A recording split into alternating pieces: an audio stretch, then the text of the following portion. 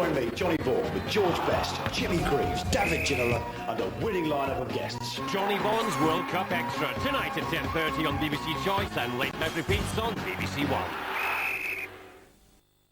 The dawn of a new era.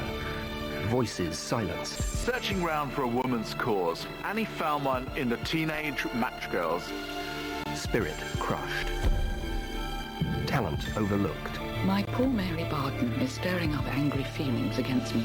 While women fought for their rights, the ultimate power denied them. Simon Sharma's History of Britain, the final chapter, continues tonight at 9 on BBC Two and the web. Who has an itch to be filthy rich?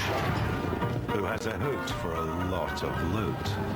Who longs to live a life of perfect ease and be swamped by necessary luxuries? Who wants to be a millionaire? Goes on to win it. Join the millions watching the Epsom Derby live on Saturday from 1 on BBC One.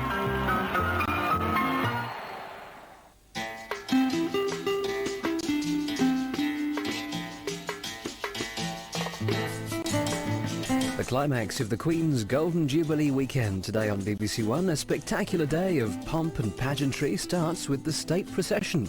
And our live coverage is introduced now by David Dimbleby. Only 10 hours ago, this was the scene at Buckingham Palace, one of the most brilliant displays of fireworks that London's ever seen. Dawn broke over many hundreds of people who'd spent the night camped out around the palace and down the Mall and who are waiting now to see today's great state procession to St. Paul's and the pageant that will provide the final flourish to this Jubilee weekend. Wonderful, magnificent, 50 golden years.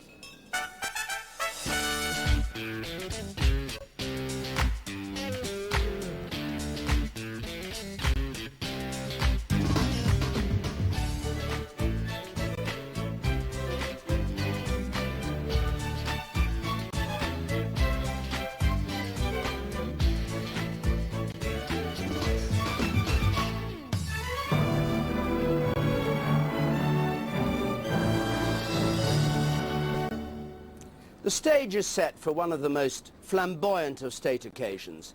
Hundreds of musicians, of singers, of dancers, street performers, celebrities of all kinds, joined by hundreds and thousands of men and women and children who've come here to London to share in an unforgettable day.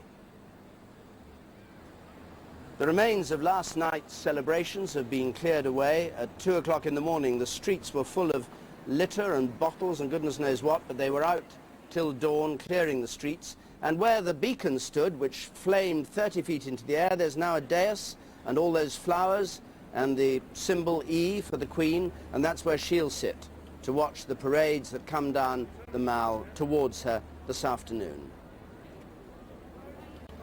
As ever, when there is a big royal event, there are the people who come to big royal events four-armed with flags and with hats, with the Union Jack.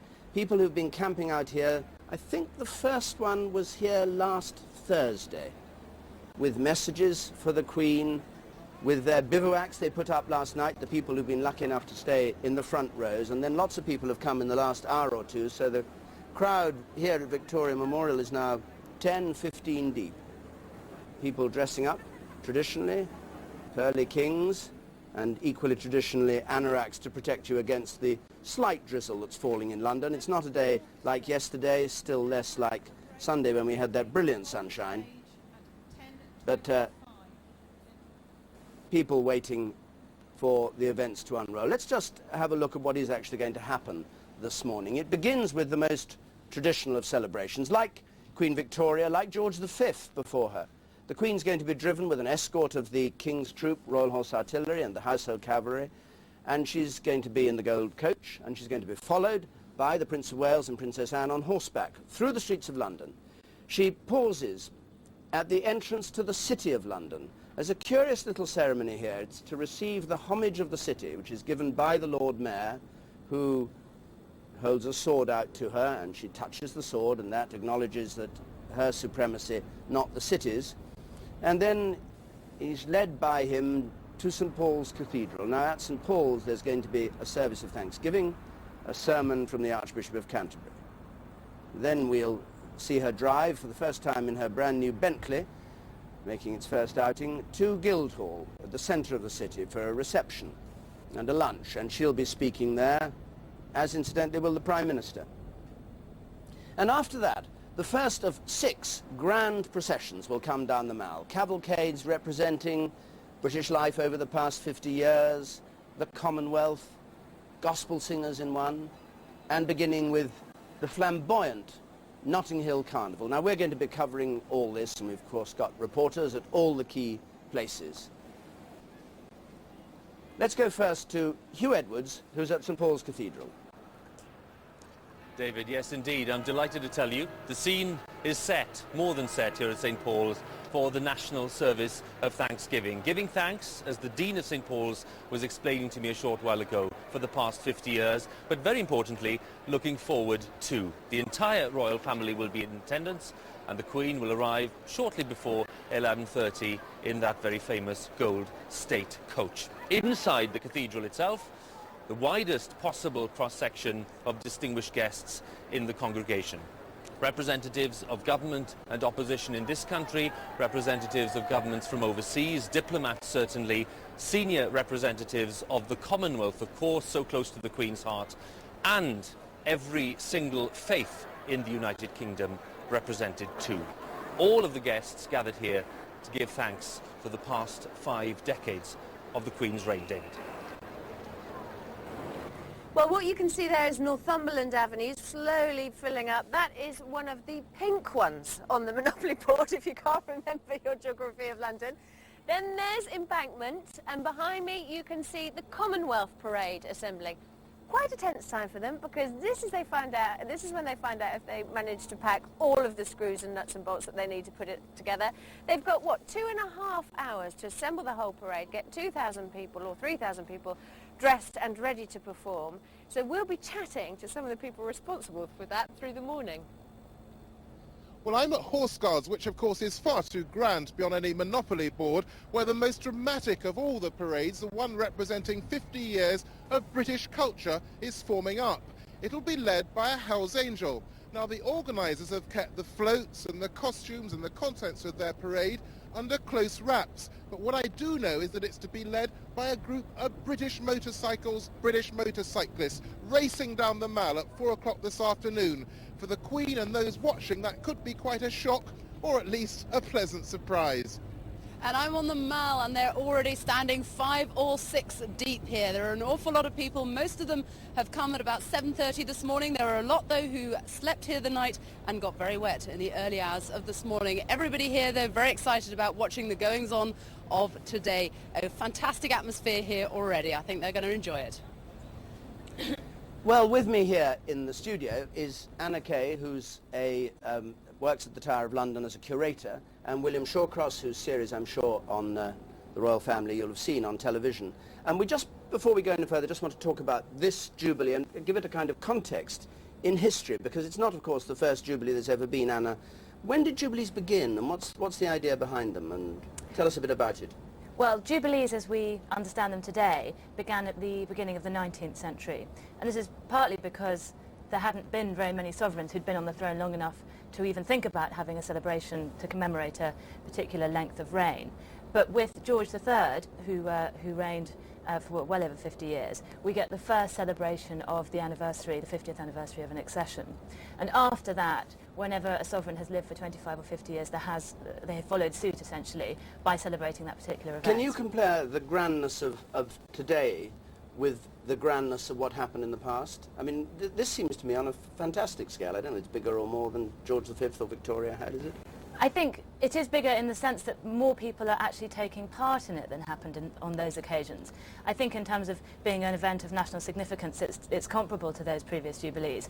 But I think in terms of the number of people who are actually participating, whether it's in the carnivals or going to the rock concerts or anything, you're looking at something of a different nature and away from what we've seen before. Yeah. But still flamboyant. I mean, she's choosing to ride in the gold coach, which I think George V and Queen Victoria didn't do. I mean, it's the great sort of look-at-me coach, isn't it? Absolutely, and in a sense it's becoming more historic in that way, that the Golden State coach is an 18th century very grand coach, and the fact that the decision has consciously been made to go for that sort of statement in the way that the Queen is travelling, I think says something about just how ostentatious this occasion is. Now, William Shawcross, with Queen and Country, you've been looking at the state of monarchy and in the country today, and at the Queen in particular. What impression have you formed during this Jubilee weekend?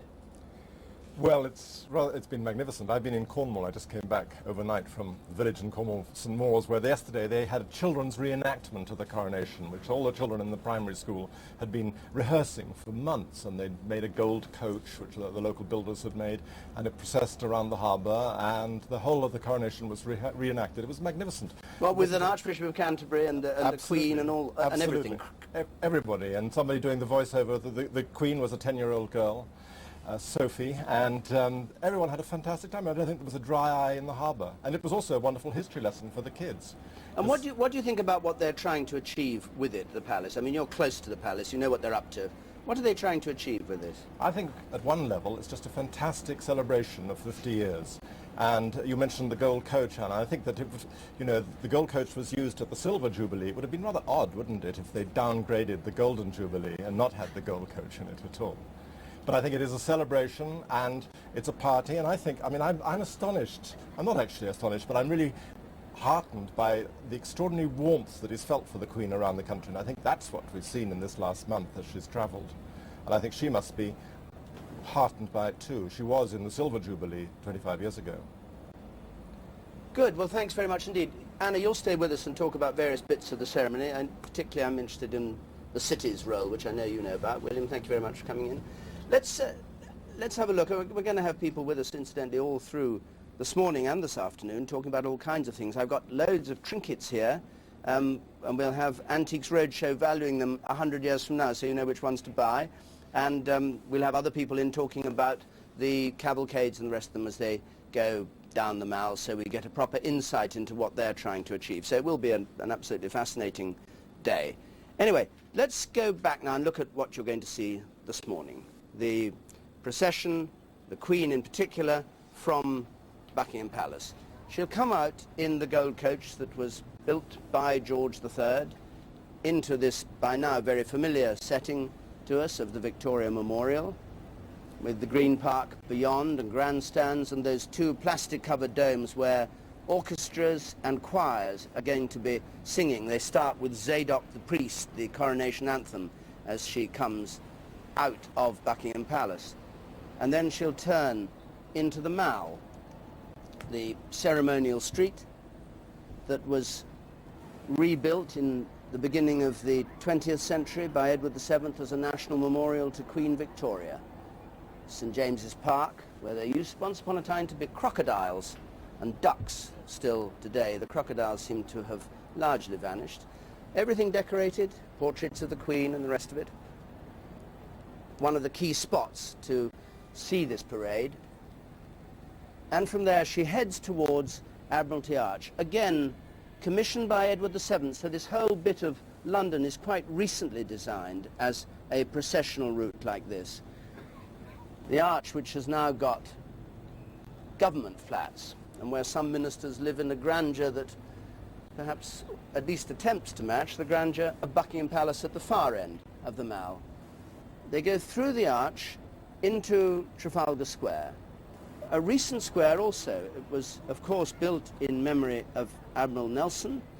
The designs were done by John Nash not until the 1820s.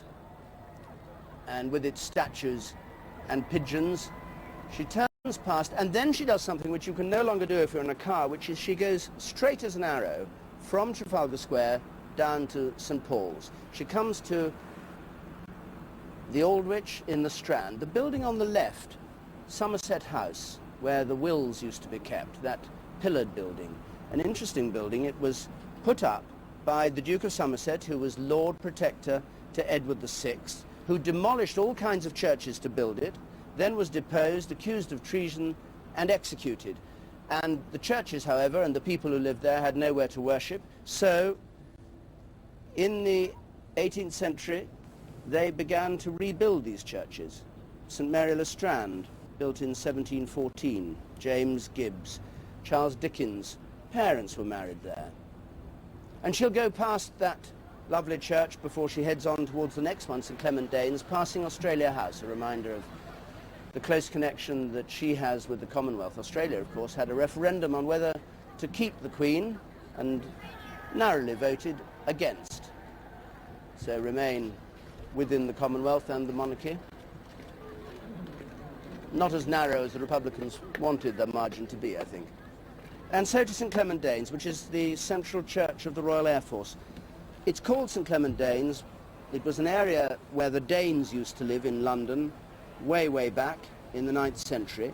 It's named after St Clement, who was a bishop of Rome who was martyred by having an anchor thrown to him and being hurled into the sea. And as a result, he's become a seafarer's and therefore a Danish martyr.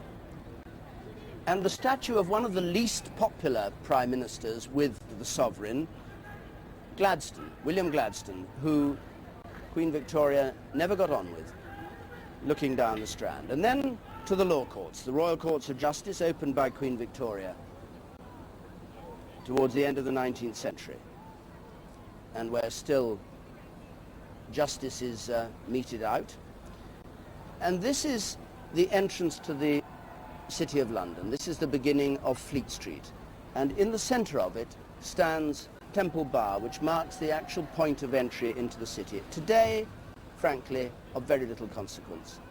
There is a separate governing system for the city, but in reality it's nothing like it used to be in the Middle Ages, when the city had real power and when the sovereign coming here demanded and accepted obeisance from the city before they passed through. And we'll see the ceremony reenacted, historically interesting, as I say, not of any modern significance, when the Lord Mayor presents his sword to the Queen and she touches it and returns it to him.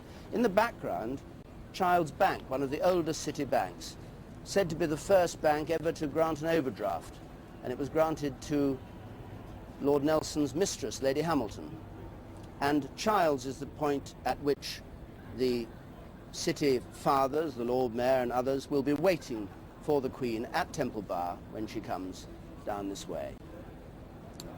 The historic gateway between the cities of London and Westminster stood here from 1293 to 1878, and very sadly in 1880 there was a new building put up. The other one was demolished, and there are plans apparently to bring it back. It's a rather beautiful archway built by Christopher Wren. And so she comes down Fleet Street. Now this is used to be the raffish part of London. This is where the journalists live, the most raffish members of our community, and therefore it had the huge publishing houses, the Telegraph, the Black Lubyanka of the Daily Express, and of course every 50 yards in between a decent pub. The Ale and Pie, for instance, which is actually built, as you can see if you look carefully at the sign, on the site of the old Bank of England. But right the way down here, until you get to St Paul's, it's now, I'm afraid, taken over by franchise coffee shops on the whole, and the newspapers have all moved out to Wapping and beyond. So just to see where we are here, because it's not an area that is much visited in London, important though it was in the Middle Ages, it's now coming down towards the city. If you see where we are, look down there on the left, you can just see the London Eye in the far distance.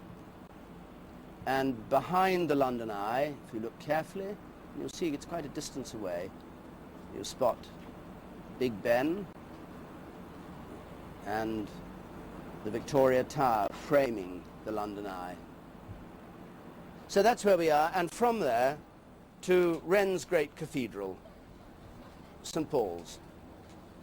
Up, across Ludgate Circus, pulling that heavy coach, 8 horses pull it, up Ludgate Hill until she reaches the steps of St Paul's, which is where Queen Victoria on her Diamond Jubilee came and actually had a service on the steps outside because she was too frail to climb the steps into the cathedral itself. And Hugh Edwards is there.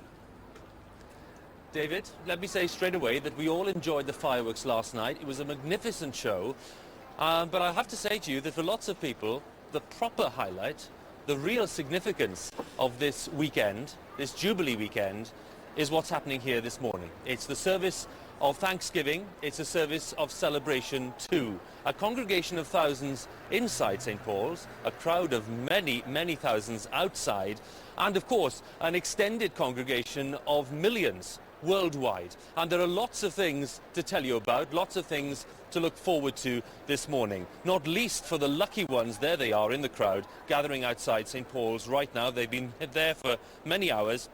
They're going to get the best view in town of the royalty and famous guests as they come and go. Now, when the Queen arrives at a few minutes before 11:30, she'll make her way up to that magnificent Great West door. The steps will then be lined colourfully by the heralds from the College of Arms. And then, just a few moments later, high above the door inside the cathedral, the state trumpeters of the Household Cavalry will announce grandly Her Majesty's arrival. Now, what about the service itself? Let me tell you that many of you will be interested to know it's not what we call a prescribed order of service. It's been put together specially for this event, and believe me, it's quite a blend. Hymns, ancient and modern, if you forgive the pun, music that's familiar, music that's being played for the first time today, including very exciting new setting of Psalm 150 by that very popular composer of church music, John Rutter. Let me give you a very special tip. You must try to look out for the 3 soloists who will be singing high up in the dome of St. Paul's in the Whispering Gallery. And I should mention the readings and the prayers too. They'll involve people representing every corner of the UK and the Commonwealth, and of course representing other traditions, both cultural and religious. And once the Thanksgiving is over, the Queen will make her way to the front steps, but this time the heralds will be replaced by school children from a local London school, representing, of course, their fellow pupils from across the UK. All of that, David, improbably squeezed into some 60 minutes. And let me tell you, I'm told reliably, this is what the Queen has been looking forward to most of all. Back to you. Hugh, thanks very much indeed. Well, now let's take a look at the first procession of the morning. Impeccably lined up behind their mother. I don't think the Household Cavalry could do it any better. I don't know where they were on their way to, but they're always crisscrossing the roads. And the route liners, the guards who are going to be lining all the way up and down here, coming from Wellington Barracks and marching into position. Now, the way you tell which guards they are is to count their buttons, and it looks to me as though these are grenadiers, but I may be completely wrong. No, they're not. They're in pairs, their buttons. So these are Coldstream, and they have a little garter star on their collar, so those are the Coldstream. Now, the experts can do this instantly. I've never been able to do it because the buttons are so close together, but the Grenadiers have one button, the Coldstream have them in pairs, the Scots Guards have them in 3s, the Irish in 4s, and the Welsh Guards in 5. And no wonder commentators go crazy.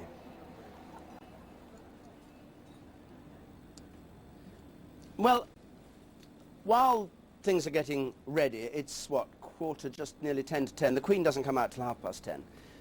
It might be a good idea, Willie Shawcross here was talking about it, to have a look, and I think Anna was too, to have a look at what happened 25 years ago at the Silver Jubilee. It'll be a bit different today, but it will be just interesting to see how that Jubilee was celebrated.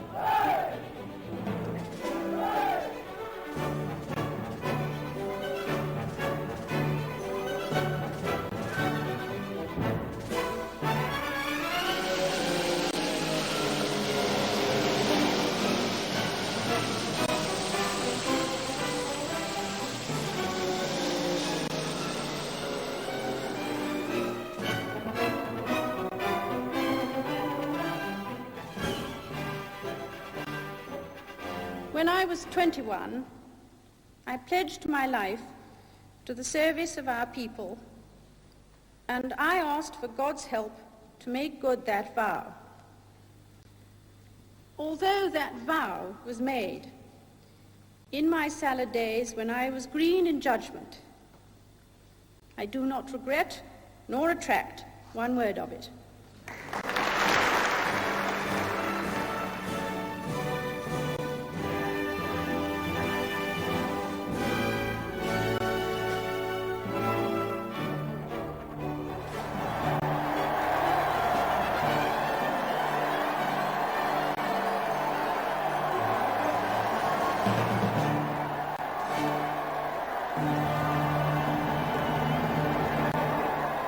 I suspect she'd say the same thing now, 25 years on, that she didn't regret a word of the vow she took, don't you think? I'm sure, yes. I mean, her vows, particularly her coronation vows, were to her absolutely sacred. And I think they're what have informed her life ever since. It's quite extraordinary. I mean, that salad days quote line was so charming and delightful. And today she's going to be making another similar speech, I suppose, at the Guildhall. I was told I inadvertently said that she lost the referendum in Australia. She did, of course, win the referendum in Australia. Well, not she, but I mean the Australians, of course, didn't vote to create a republic, which I'm sure she was relieved by. What's the reaction of historically speaking, of sovereigns to the way they're treated? I mean, they get unpopular, don't they? And then they get popular again, and I mean, some of them, well, we beheaded them from time to time. Yeah, I think it was ever thus. It's easy to forget that historically the royal family has been very unpopular at times. Usually at a moment during any sovereign's reign there's been a time of unpopularity. And I think it's been a repeating trait of Jubilees that the sovereign, him or herself, has felt nervous about what public reaction will be to this sort of event. I mean, George V, famously, when he went on his visits after the actual Jubilee Day to the East End and so on, wrote in his diary with great surprise, "It seems that the people actually like me for myself." So I think that these events have been tremendously successful, but they've almost all been preceded by a certain level of nervousness by the sovereign about how people will react. So why should they feel so fragile about public reaction? What is it that makes them nervous?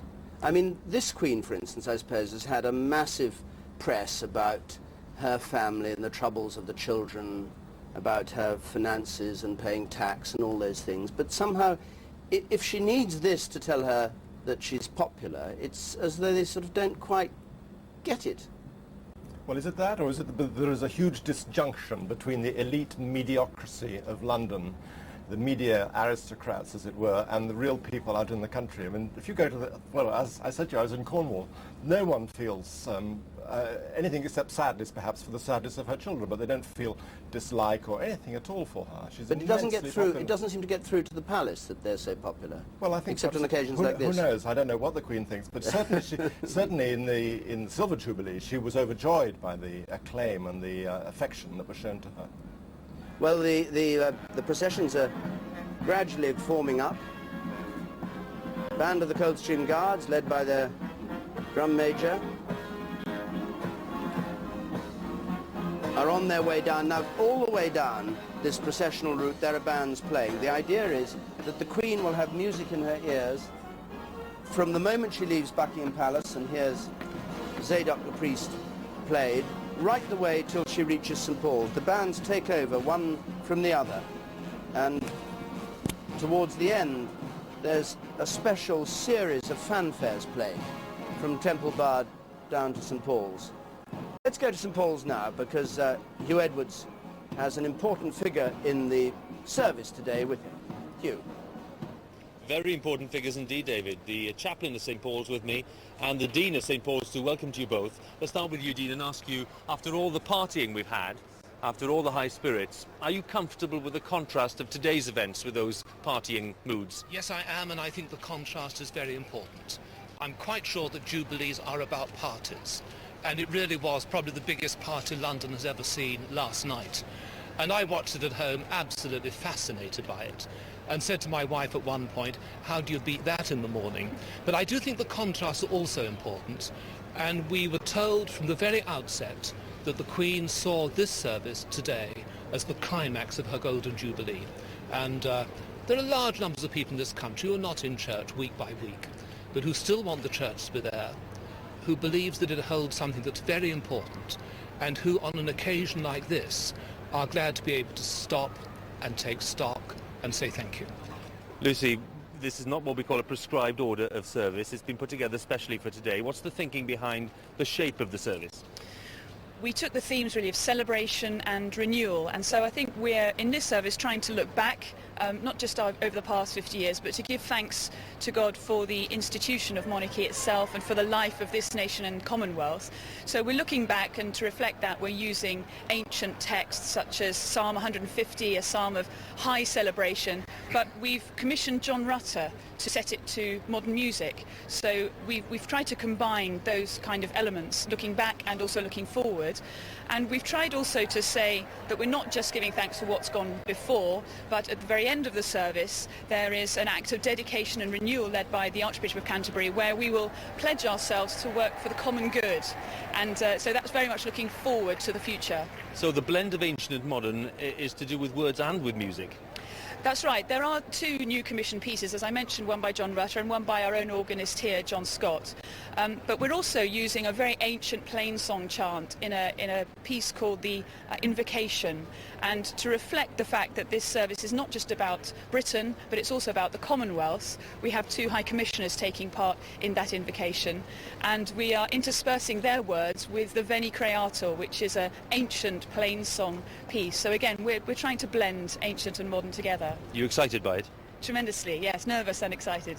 Yes, it's fair to say there are nerves around. That's understandable, Dean. There are bound to be. I mean, a lot of our staff have worked round the clock, for days now to deliver this service. We're just enormously proud, to be hosting it. I feel actually very relaxed at the moment. I see it as a different kind of party to last night. And a very nice thing to see St. Paul's once again centre stage. Yes, I'm not so much about centre stage, but we've got a tradition now of over 100 years of Royal Jubilee services, and thrilled that the Queen has chosen to come here, obviously. Thank you both very much indeed for your time. Thank you. Our first glimpse this morning of the Gold State Coach, commissioned by George III.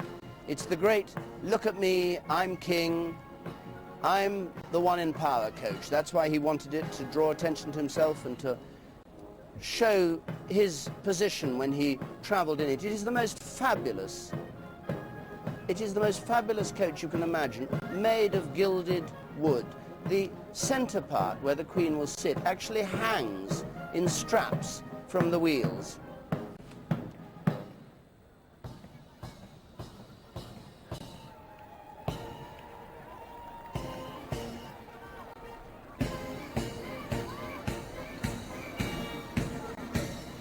We'll see the coach again later on, but meantime the streetliners coming round the Victoria Memorial.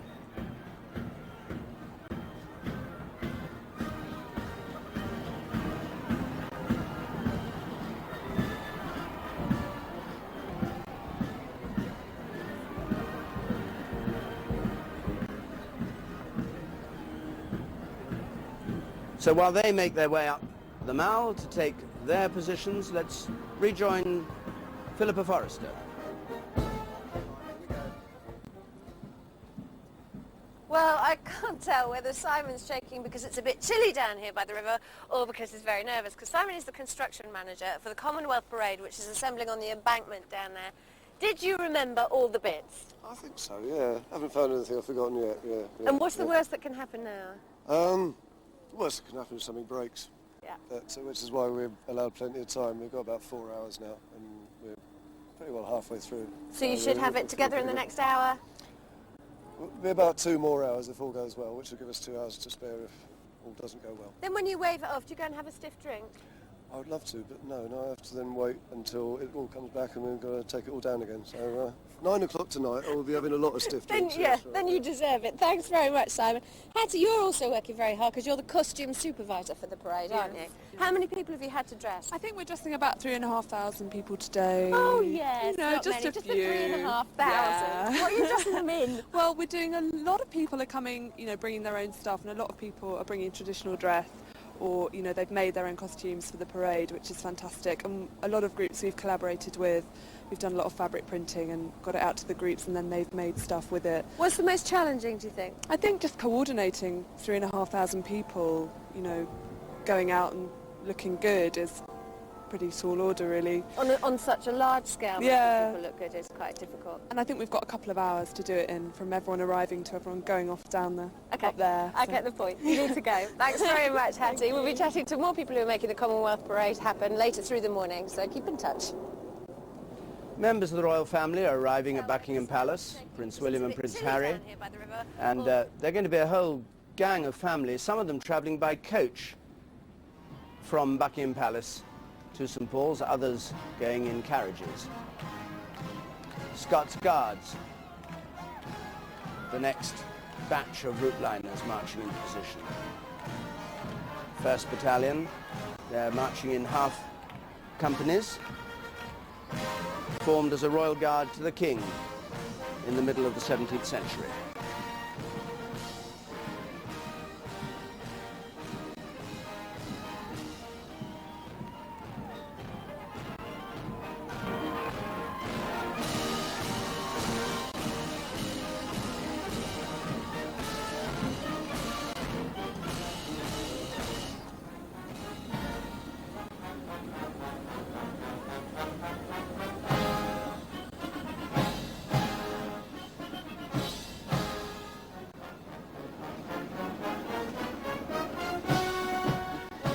Well, this is what the crowds came for. This is the beginning, just coming up to 10 o'clock, just after 10 o'clock, and we'll be seeing the Lord Mayor's leaving Mansion House in a moment in his carriage to go down to Temple Bar. But the crowd's building up in the Mall, the weather's still holding, and Sophie Rayworth is down there with them. And I've found a good vantage point up here by the George VI Memorial, because they are standing about 5 or 6 deep down there on the Mall. Now, over here, a lot of people are very keen, because they were here, not only they're here this morning, but they were here last night. You're very keen, aren't you? Oh, yes. I was here 50 years ago for the coronation, and I was determined to be here today. What are you looking forward to most today? Oh, it's just the atmosphere. You know, we do see the Queen from time to time on various occasions, but the whole atmosphere of the people, and it's just wonderful. You've had plenty of atmosphere yesterday as well, didn't you? Yes, we saw the golden coach at all the Queen's horses, nearest we'll ever see, but to see it again for the day is going to be superb. And you had all the fireworks last night, you were all down here for that as well. Went to the palace last night, it was wonderful, great atmosphere. Incredible amounts of people down here. Yes, we were quite squashed in, but we were near the front, it was wonderful. How squashed was it? Very squashed. And you couldn't move at times, you just had to stand and wait until it all moved again, you know. That was coming home afterwards. You've come here for a specific reason, haven't you? I have to come to see the Gold Coach, because I saw it on television 50 years ago in black and white. So I thought the best thing was to come and see it now, on a lovely day today. Exactly. I mean, people coming down here will still get quite a good view, because you didn't come down that long ago, did you? No, I came down about half an hour ago, and I'm going to get closer to the Mall anyway if I can, so we'll see what happens. There was quite a lot of speculation about the numbers of people that would turn out for today. I mean, a lot of people have come, not only last night, but today, haven't they? I think the people that turned out last night were really amazing. I mean, we didn't expect so many, and we've stayed here overnight at the RAC, and then we've, come down after an early breakfast this morning. We were just determined to do the Jubilee, and a lot of our friends were very envious. You've got a long day ahead of you, though, haven't you? Are you going to stay the whole time? Back to the club to watch it on television. Are you going to be down here all day? Yes. Then we shall come back for the procession, and then we shall watch the fly past and go home. I mean, that does promise to be amazing, doesn't it? Concorde going over here. If the Queen thought the concert last night was noisy, I think she's got another thing coming when that goes over. Thank you very much, all of you. The Royal Marine Band that's accompanying the Guard of Honour is marching into the forecourt of Buckingham Palace. There'll be a tri-service Guard of Honour there, the Royal Navy, the Royal Air Force and the Army. And there'll be 2 other Royal Marine bands from the Royal Naval College at Dartmouth and from the Royal Marines at Plymouth, and they'll be further up towards St Paul's Cathedral.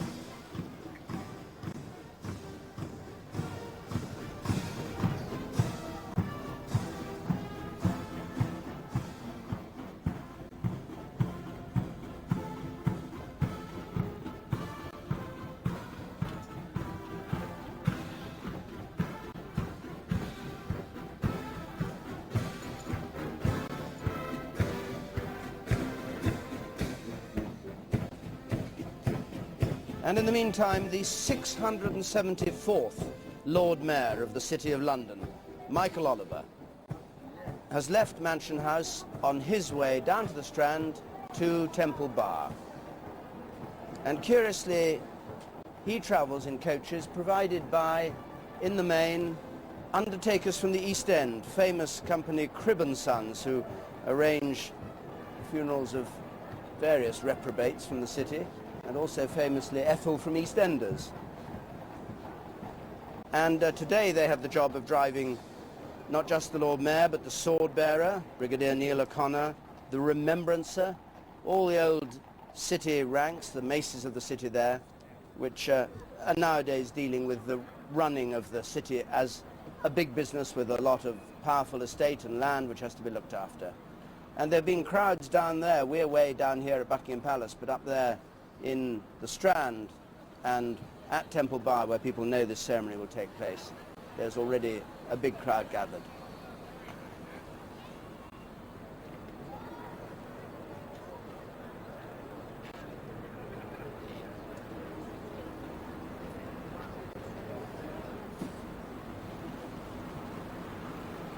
The Strand now packed on both sides, rather narrow streets here, and because the street is divided, you can tell which part the royal procession will go on. It's on the left of the road, where the sand has been put down.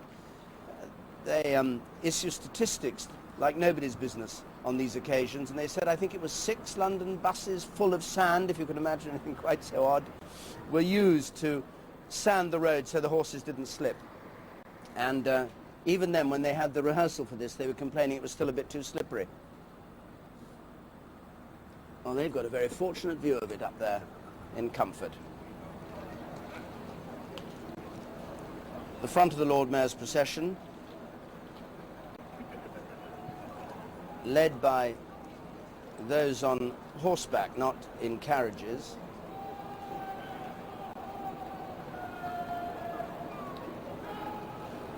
And they've got quite a long way there at Ludgate Hill, and the little station there on the right, you can see.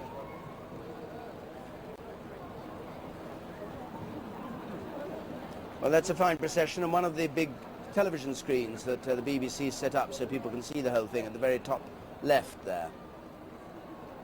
Let's rejoin Hugh. David, I should say to you, there's been quite a lot of excitement here, genuine excitement about the shape of the service.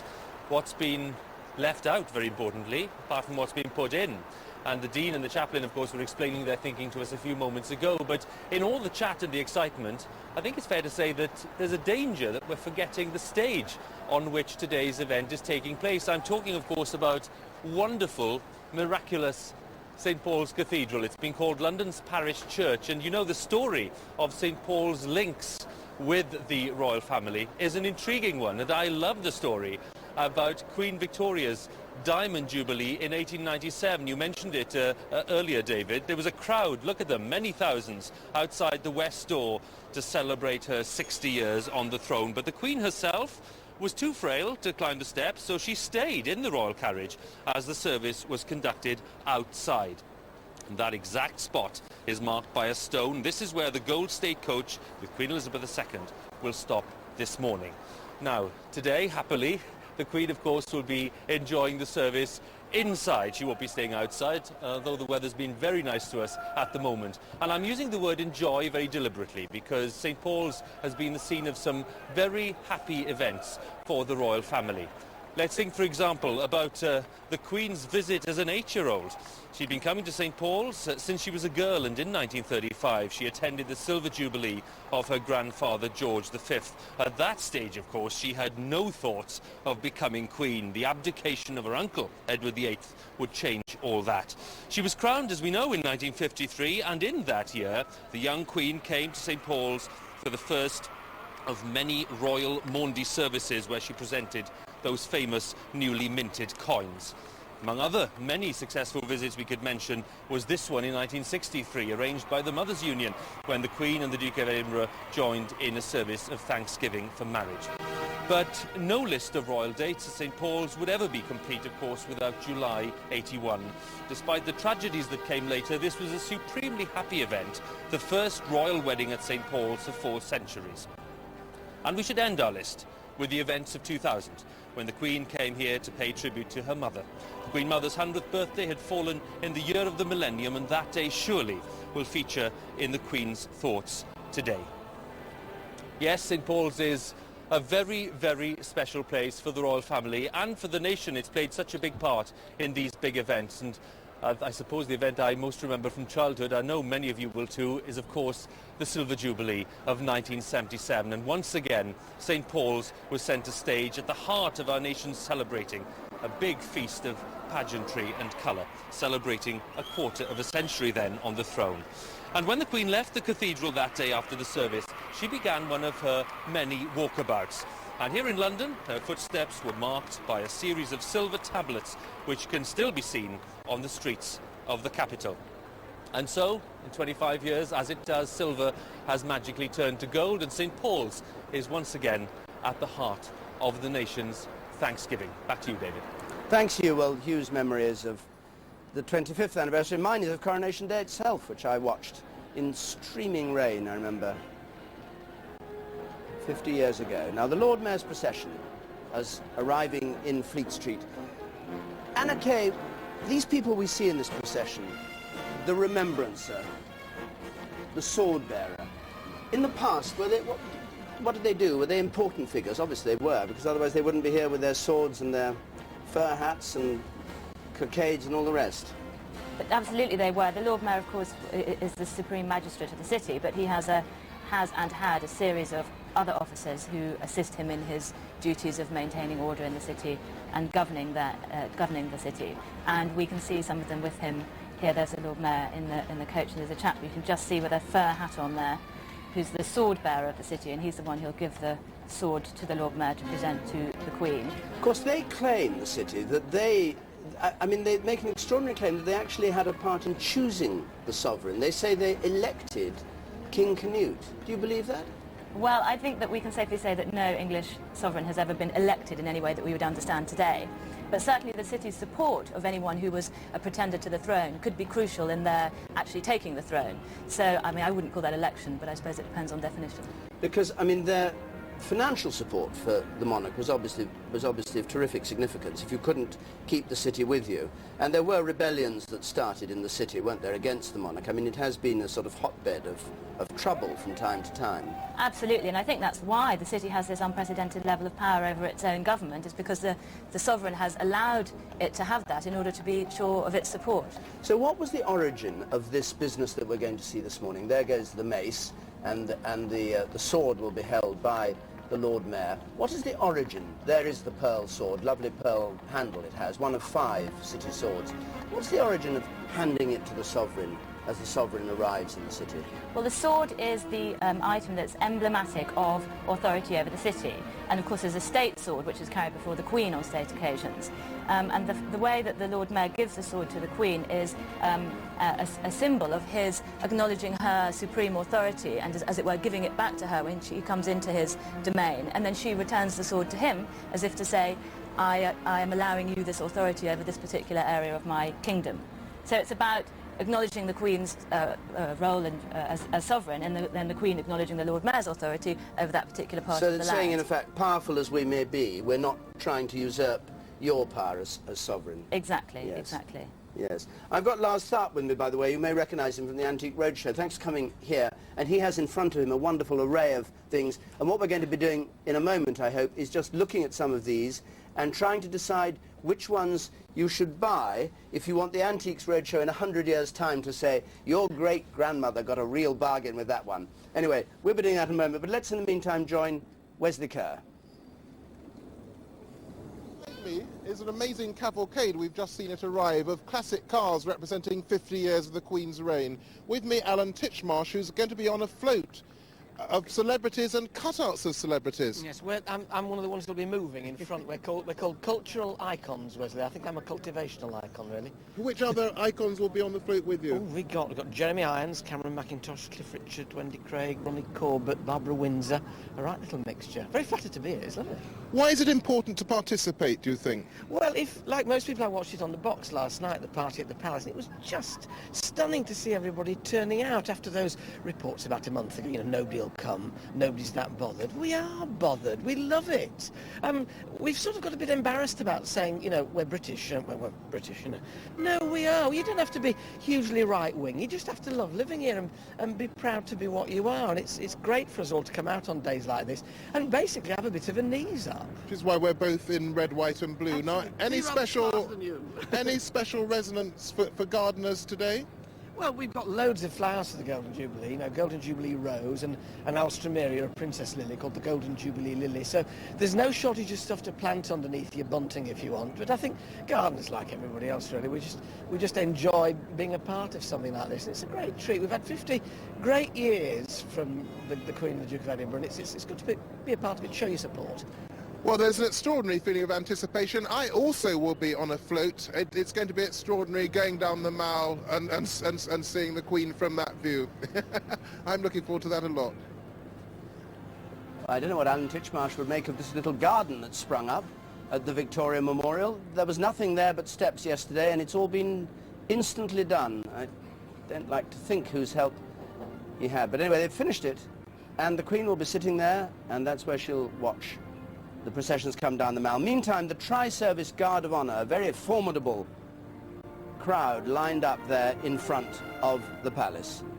Royal Navy, 3 officers and men and women of the Royal Navy, 1st Battalion of the Grenadier Guards and their colour party, and 77 rank and file of the Royal Air Force with the Queen's colour for the Royal Air Force, and all listening to the music of the Royal Marine Band who are there with the Guard of Honour.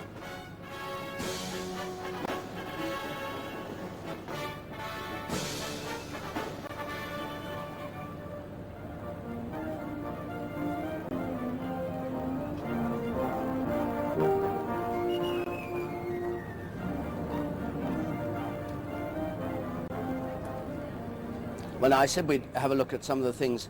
Every celebration brings out a lot of tat. I mean, I don't want to insult people, but I think this perhaps takes the biscuit. There's a sort of simulated queen attached to a little cup of tea. Now, what would that be worth 100 years from now? Probably, well, let's talk today's money. £100, £200, £250? The price is probably still on the bottom, David. I'm sure it is. I would guess it's somewhere in the region of £15 at a guess. But in 100 years from now? In 100 years' time, well... I mean, will it go up in value? This is crystal ball stuff, we don't know. But if we go by, say, Victoria's Golden Jubilee in 1887, where pieces cost on average maybe the equivalent of 12 and sixpence, we see the values climbing to a heady £10 100 years later. All right, what about this? I'll hold it like you do on Antique Roadshow. What about that? Rather fine teapot. Well, it is quite fine. I find it rather reserved and rather restrained. I don't honestly think that something that's so formal is likely to catch the eye of the collector of the future. But who knows where we're going to go? I don't think anybody would have predicted in 1887 or 1897 which pieces were going to be collectible. Pass those to Anna, because I think she might find those fetching. These are rather Give me one so I can show it to the camera. I think they're my size, definitely. These are... Imperial State Crown shoes, by the look of it. They've got a Maltese cross, rather curiously. But anyway, these are, I don't know whether these are specially designed for the Well, that's the back of the crown. That's the royal crown, this is well, it's the front of the crown. It's the cross patte and the fleur de lis. But they're probably not genuine rubies, I don't think. Really? Patrick Cox made by those. They look fabulous. Well, he's quite a famous name, isn't he? I mean, I'm not into stilettos, but quite literally. But let's have a look at the cushion. That's rather lovely. All right. Now these people still have from Queen Victoria's Jubilee, don't they? Well, if you've got something that's actually used at a coronation, something that comes out of the Abbey, then you're in big time commemoratives. But things which are mass-produced, and this looks as though it's machine woven, they can be produced relatively inexpensively. And I think that the secret is the more effort that goes into an object, the more likely it is to rise in value. Mass-produced items don't tend to catch the eye. But except the little mugs. Can you pass me that one? This one here? Yes, they're two different ones. Here's a kind of comic version of the Queen done. They look like either lions or teddy bears, I'm not sure which. And here is the more formal Queen's mug with her dates. Now, which should people go for if they want their great-grandchildren to have a memorable object at the end of the day? Something which is quirky, something which is entertaining, something which is handmade. Now, both of those pieces are done by a process called lithoprinting, which means that you can literally run off hundreds of thousands of them. I would tend to ignore things that are advertising themselves as limited editions, because that's just a hard sell. And above all, go for something that you actually like or find amusing. I mean, you can be a Republican and collect these things. Many do. And there's a lovely sort of sense of humour and memory attached to these things. You've met people who've got their houses absolutely full of royal objects, haven't you? I have indeed, yes. There's one particular lady, Margaret, who has a fantastic collection. She has, I think, 8,000 pieces, largely celebrating Queen Elizabeth II. And that was an amazing collection. Amazing. I have one old tin tray left from Queen Victoria's Jubilee, which got, there's Japan tin trays. Yes. And it got completely bashed in the garden shed, I'm afraid to say. Was it bashed by somebody famous? I'll bring it to you and ask you for evaluation. Of course, there are other things. I mean, there are pictures of these events, which I suppose are worth a lot more. I mean, we see some of them in Guildhall. There's somebody there actually creating their own watercolour. Now, that's nice. That's rather good. And I would say that is a one-off. It's always going to be the one-off pieces which are going to rise in value. What's next? Good. Lovely. Well, thank you very much. I think we should have a little auction for these. So, the rain's still holding off here in central London. As you can see, the clouds a bit sort of looking a bit gloomy, but it hasn't actually rained, which is terrific.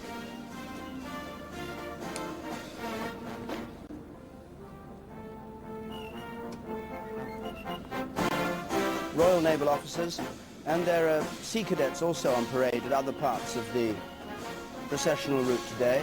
Royal Standard flying. There was a moment last night when we thought it might catch fire with the fireworks, but they were carefully placed so that it didn't. Grenadier Guards.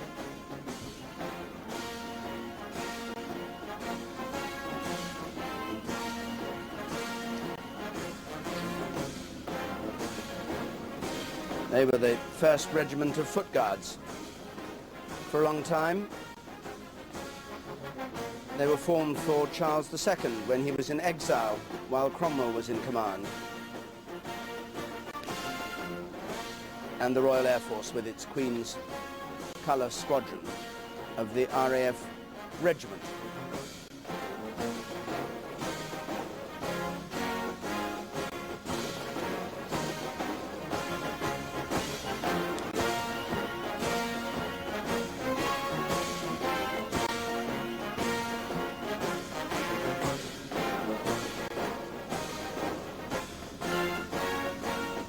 Some children are brought here who probably won't themselves remember, but you've all met people who say, I was at this event or that, George V's, even Queen Victoria's Diamond Jubilee. And these children, the younger of them, even if they don't remember it, will be able to say, years from now, well, I was there on that 50th Jubilee.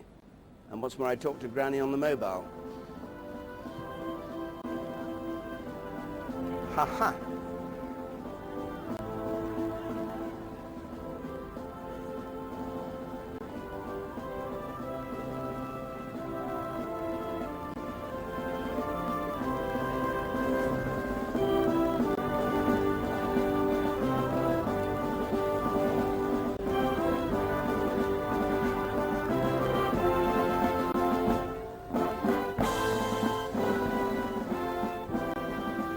Well, those crowds waiting there, and meantime inside St. Paul's, a different congregation is gathering. People who've been specially invited. They came from all over the country. They were invited through the Lord's Lieutenant, who are the Queen's representatives, and then some famous figures, of course, too. Sir Edward Heath, former Prime Minister.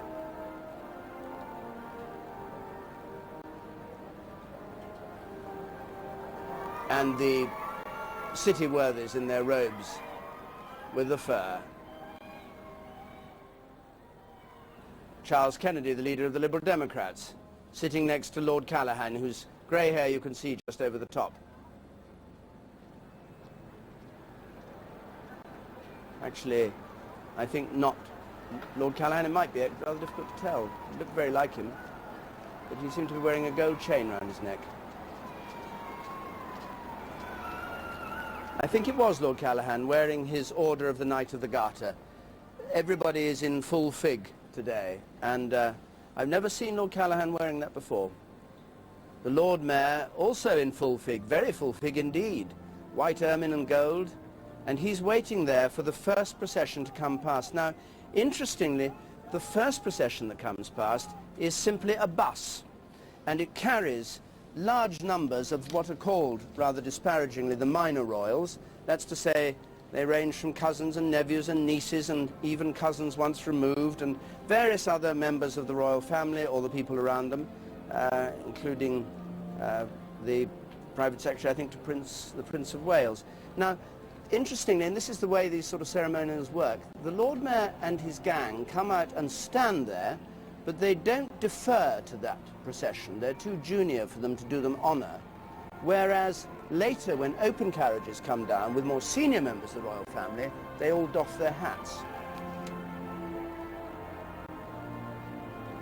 They have an expression called paying their compliments. I think they may actually pay their compliments. We'll see if they do. They won't have much time to pay their compliments because the coach will be going lickety-split down to St. Paul's. Anyway, this coach load, it's never been done before. They always put people in beautifully polished Rolls Royces and Daimlers. But this time, for the first time, they're putting 35 of them in a coach.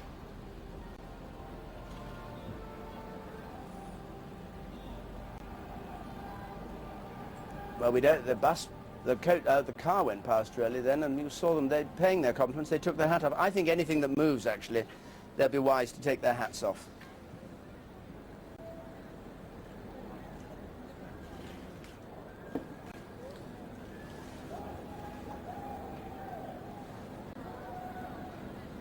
Back at the palace in the meantime, these two stages set, but the musicians haven't gone in there yet, but I can just tell you that they're going to be a pretty impressive sight when they do come there. The Royal College of Music Orchestra, the St. George's Chapel Singers, massed youth bands of the Royal British Legion, the Bach Choir on the other side, the Choir of the Chapels Royal, Christ's Hospital Brass Ensemble will be playing, the pipes and drums of the Scots Guards. And apart from playing Zadok the Priest there, they'll be playing other songs, well-known, popular songs, not pompous music. Here's a Health Unto Her Majesty, Men of Harlech, the Londonderry Air, The Road to the Isles, the British Grenadiers. And later on, as she leaves Temple Bar, Oranges and Lemons, the bells of St. Clement Danes ring out. Don't Dilly-Dally, Down at the Old Bull and Bush, My Old Dutch, you name it. It's all there. Hello, hello, who's your lady friend, even? And maybe it's because I'm a Londoner.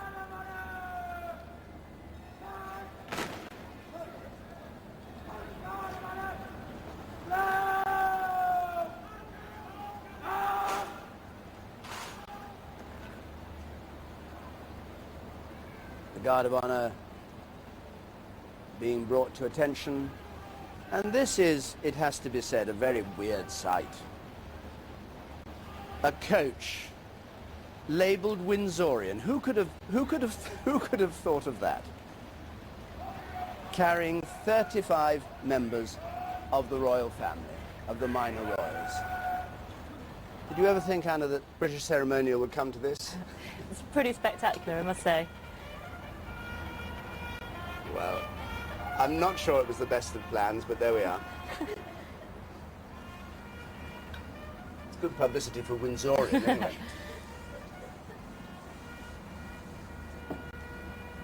Changed its name from Battenberg.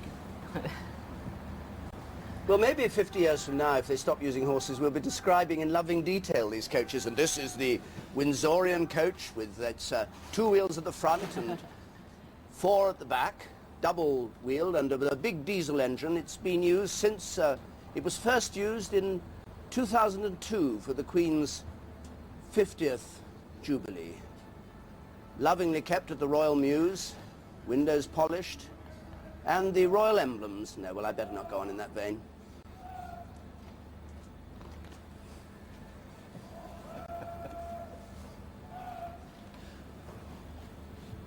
So in that coach, just as a matter of interest, Viscount and Viscountess Lindley, Lady Sarah and Daniel Chatto, the Duke and Duchess of Gloucester, the Earl of Ulster, the Earl of Ulster's fiancée, Claire Booth, the Lady Davina Windsor, Lady Rose Windsor, the Duke and Duchess of Kent, the Earl and Countess of St Andrews, sons of the Duke and Duchess of Kent, Lord Downpatrick, the Windsors, Prince and Princess Michael of Kent, their two children, Frederick Windsor and Gabriella, Princess Alexandra, the Honourable Lady Ogilvy, Sir Angus Ogilvy, Princess Alexandra's children, James and Flora and Marina, the Earl and Countess of Harwood. He was, of course, is a cousin of the Queen. Lady Salton, who's the second cousin of the Queen, I think the only member of the royal family in this coach who's actually an active politician. She speaks regularly in the House of Lords. And her daughter and husband.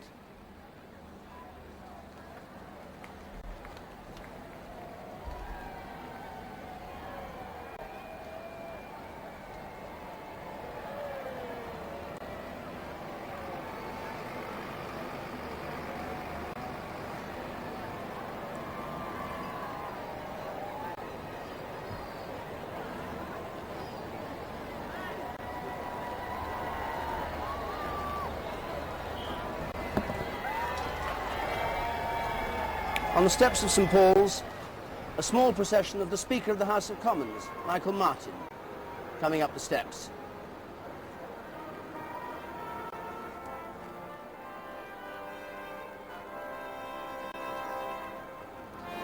The Speaker, Michael Martin, just arriving here, being greeted by the Dean of St Paul's, Dr. John Moses. Mr. Speaker Martin will be taking his place. Not far from the Lord Chancellor himself, will be arriving very shortly too, and we've seen a procession of senior politicians, former Prime Ministers who've arrived here at St Paul's Cathedral in the past half hour. Mr. Speaker Martin greeted now by the Archbishop of Canterbury, Dr. Carey. And I should say, Mr. Speaker Martin, who's had his fair share of controversy in the job, is settling in very warmly now, we're told, and is enjoying the ceremonial. He's rather resented all the talk of him being a very basic Glaswegian, as one commentator called him, but there you go. Another Scot there, Charles Kennedy, who will be defending Mr. Martin's honour. And Mr. and Mrs. Blair, they were seen last night, bopping enthusiastically in the grounds of the palace. Mrs. Blair, especially, with All You Need Is Love. She was singing with full volume, it seemed to me. Mr. Blunkett, the Home Secretary, and Mr. Straw, the Foreign Secretary there. And we caught a glimpse just a short while ago of another bearded gentleman who's increasingly growing in power within the Labour Party, the chairman, Charles Clarke, who's sitting just behind the Prime Minister. There's Mr. Trimble, little glimpse of Mr. Trimble and the familiar glasses, the First Minister in Northern Ireland, and the Liberal Democrat leader, Mr. Kennedy, having a view around. And Lord Ellis Thomas greeting Mr. Trimble, Mr. David Ellis Thomas, as he was, who's now the President of the National Assembly of Wales. Ian Duncan Smith, the leader of the opposition and leader of the Conservative Party, flanked there by John Major, the former Conservative Prime Minister, and his wife Norma, sitting just to the right in that rather splendid grey hat. Is that grey? I'll be told off if I get the colour wrong, but it's splendid anyway.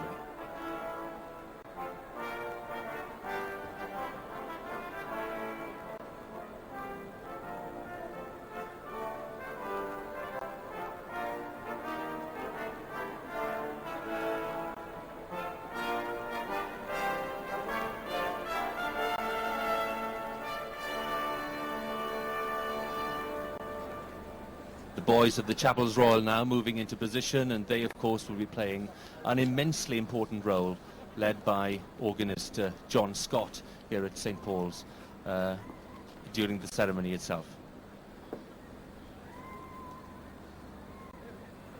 The first of the carriage processions is lining up here at Buckingham Palace, led by an advance guard of the Blues and Royals, the first division of the Captain's Escort of the Household Cavalry. Beautifully polished, red plumes, dark blue uniforms.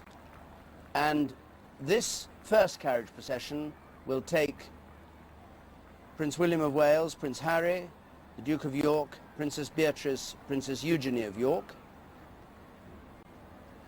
The second carriage, the Earl and Countess of Wessex, and then the Princess Royal's children, Peter Phillips and Zara Phillips, and her husband, Commander Lawrence III.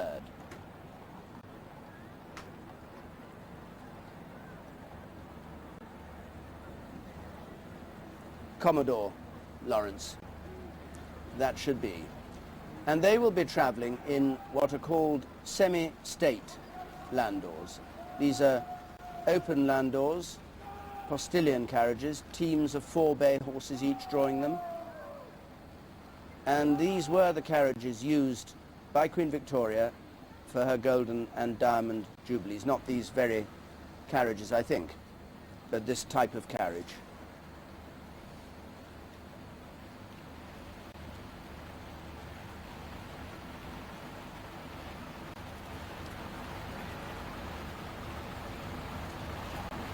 So the first coach coming through on the gravel of the inner courtyard of Buckingham Palace.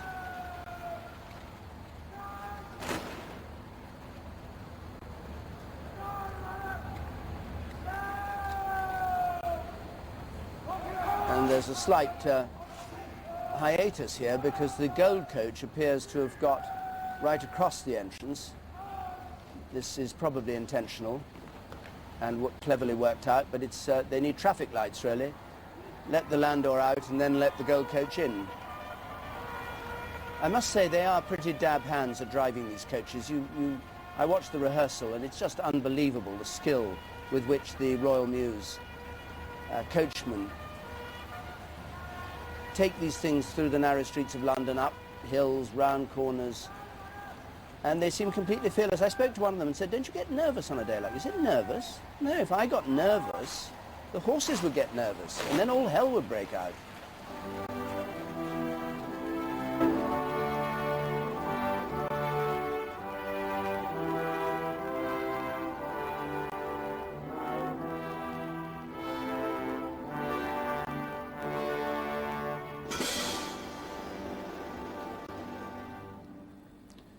A short version of the national anthem, and in the first carriage then, Prince William of Wales, Prince Harry,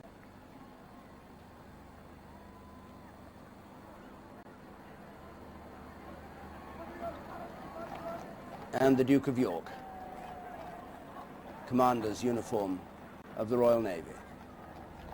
It was, of course,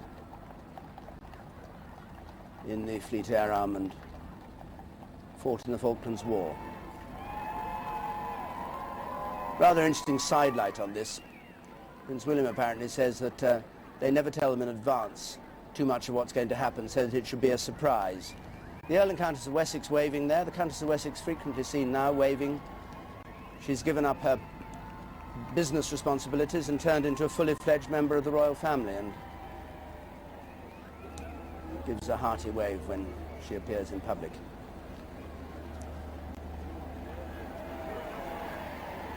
Princess Beatrice of York there.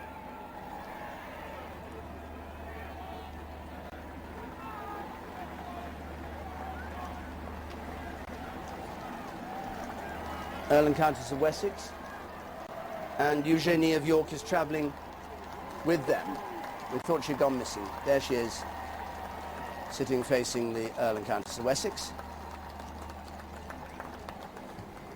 And big cheers from the crowd here as they go past. It is a very splendid sight.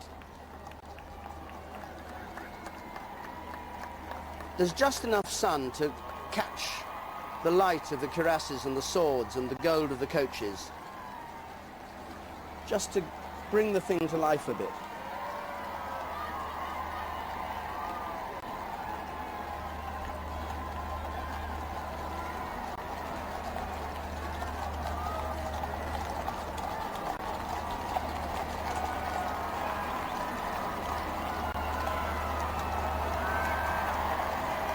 Their escort is a captain's escort with a standard and a standard coverer, protects the person holding the standard, and a trumpeter, and a farrier behind with the silver axe, whose duties with that axe I will not at this stage go into.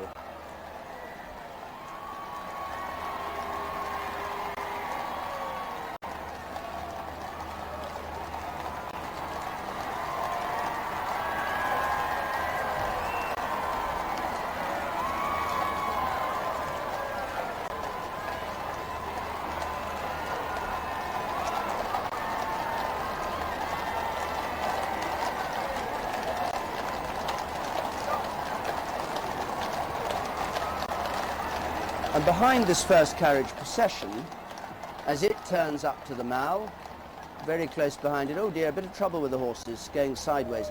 Incidentally, if you watch this, it's quite interesting. They do, of course, horses do play up. They're very unpredictable animals. If they do play up, what they do is move positions. So they try and sandwich a horse that's making difficulties in between two horses that are quiet and see if that'll quieten them down. So though it looks rather alarming when they travel sideways and is clearly very embarrassing for the trooper concerned, they're not too distressed by it, and only at the very last resort do they take a horse out of the parade altogether. They do occasionally have to do that. Well, now there is a sight that will warm the heart of the Queen if she's watching this as she waits to leave Buckingham Palace. Her children getting a really rousing reception from the crowd in the Mall. The King's Troop Royal Horse Artillery here lining up as part of the procession, which now has to set itself out in order in the Mall for the moment when the Queen leaves in her procession with the state coach. They're drawing these gun carriages that can fire a fearsome 3.5 miles. You wouldn't think it. They're all guns from the First World War. And they fire royal salutes. In fact, I think I just heard the first of the royal salutes being fired in Green Park. They fire 41 gun salute today for this procession. There'll be one fired every minute until the Queen reaches St Paul's, some from here and some by the Honourable Artillery Company down at the Tower of London.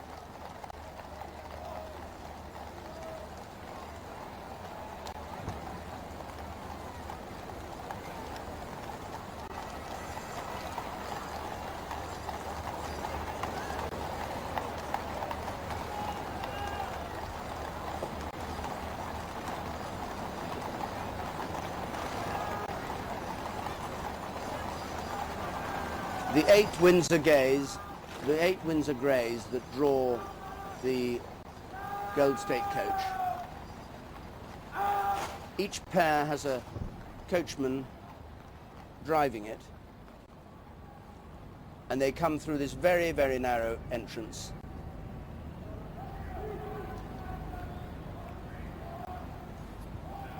And out into the forecourt.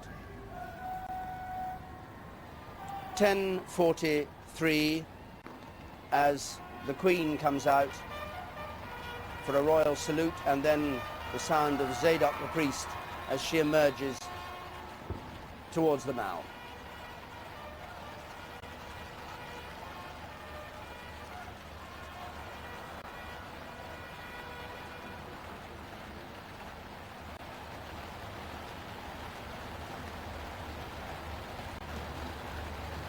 Queen this morning dressed in pale blue. She wore pink, as we saw a little while ago, for the Silver Jubilee, and blue for the Golden.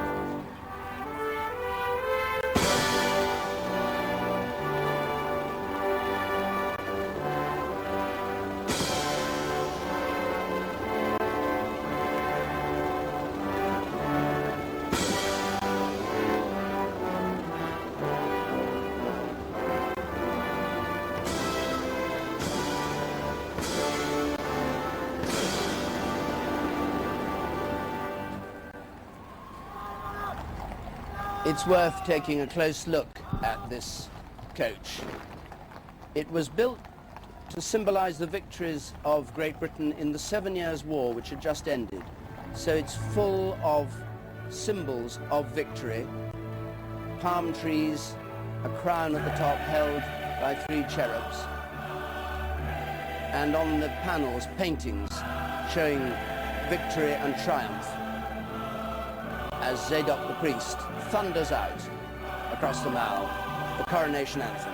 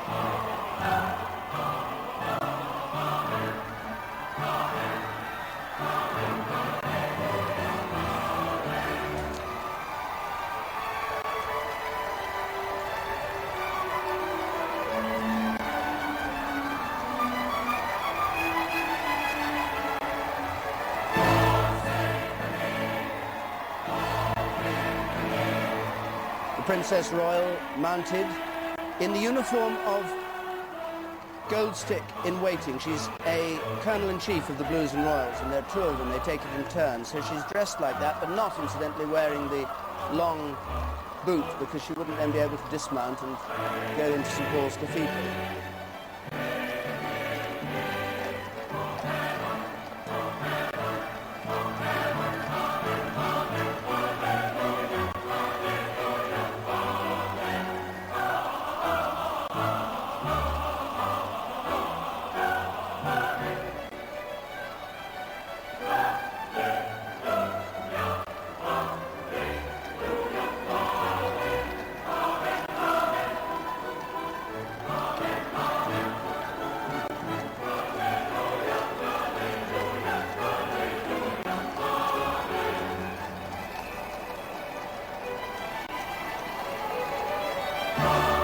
So the first division of the Sovereign's escort, found by the lifeguards, leading the coach, and in front of them, the way out of shot now, the King's Troop of Royal Horse Artillery, and at the very front, the mounted bands of the Household Cavalry, which we'll see later on. So it is a long procession here, and behind the state coach, after the Prince of Wales and the Princess Royal, there are various members of the household, and then another standard party, the Sovereign Standard of the Blues and Royals, being carried,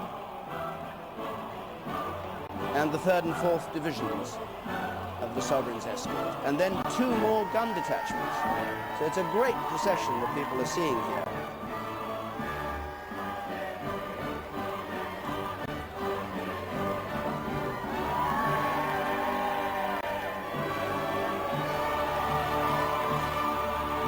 And Anna, the interesting thing about this is pretty much how George III would have liked the coach to be used, isn't it? I mean, this is the point of this coach. This is the point of the ceremonial. It's saying, voila, here I am.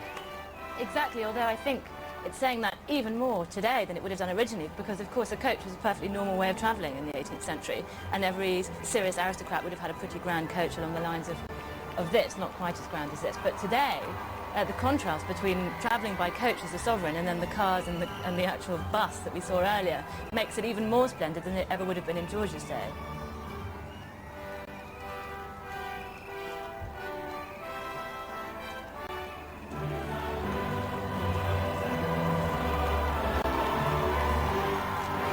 The Prince of Wales, who spoke touchingly about his mother late last night after the pop concert, beginning Majesty and then pausing Mummy, and talking about what she'd done for the country and how the family felt grateful to her and to his father for the work they'd put in the 50 years. Well, having to keep up, it goes at quite a pace, this coach. The yeomen of the bodyguard, on left and right with their halberds, you can see, marching at a fairly stiff pace down the Mall.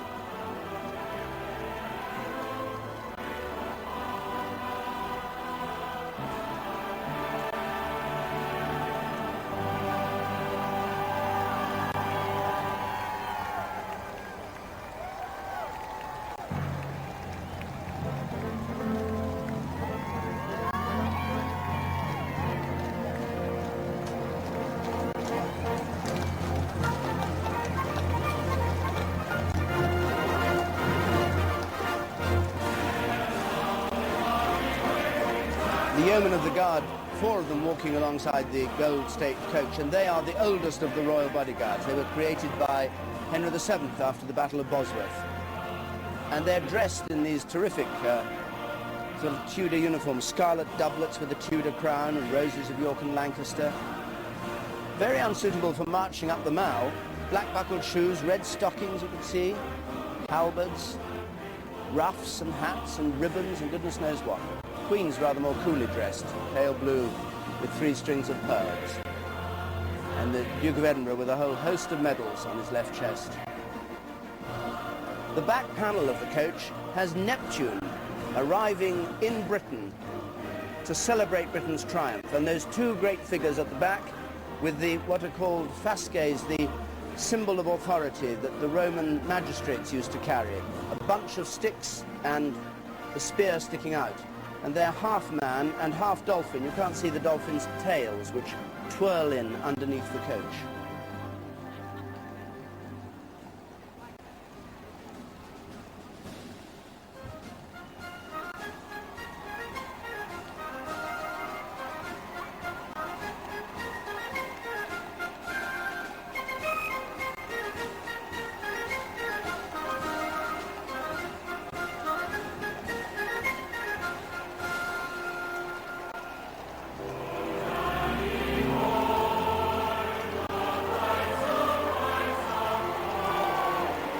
Princess Anne's horse looking a bit frisky this morning, but she's a good horsewoman, she'll cope with that.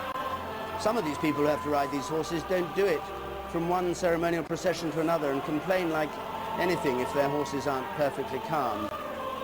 But they do get excited because, I mean, they're going up a street with bands and people cheering and all sorts of unexpected noises around them, so it's not surprising they get a bit uneasy.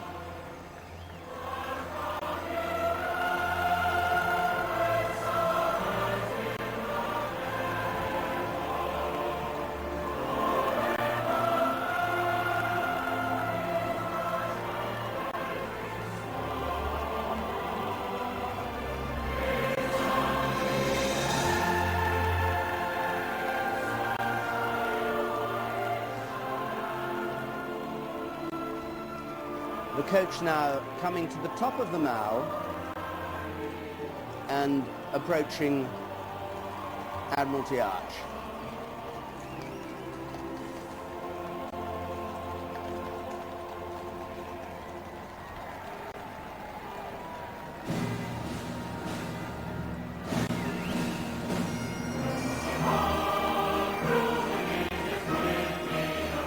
The figures with the black jockey caps on either side are grooms from the Royal Mews who are there to control the horses. The 2 key horses in this whole setup of 8 are the ones at the very back, the wheelies as they're called, who actually have a shaft and can hold the coach back if they want to. But I was talking to the people riding, the postilions, and they say they can't actually talk to each other to get this coach, keep it, you know, working well, because they can't hear each other. There's so much noise from the horses and the crowds and the wheels of the coach. So they just have to work together by having practiced it and practiced it, not with the gold coach, but with a special coach weighed down to give it the same sort of weight as the coach itself.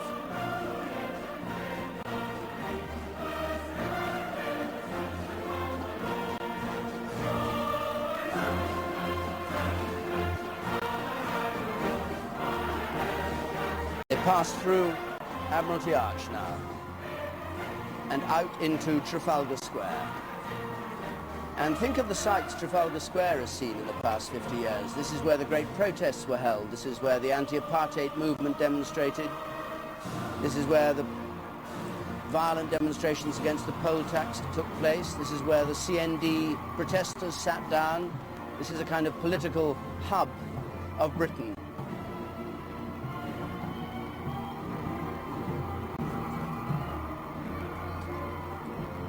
Nelson on top his pillar and the site of the National Gallery. It was one of those areas of London that's never been quite finished. Indeed, there's a plinth with no statue on it, still waiting for a statue. Now, huge crowds here running down Whitehall there. You can see Big Ben in the distance behind the coach.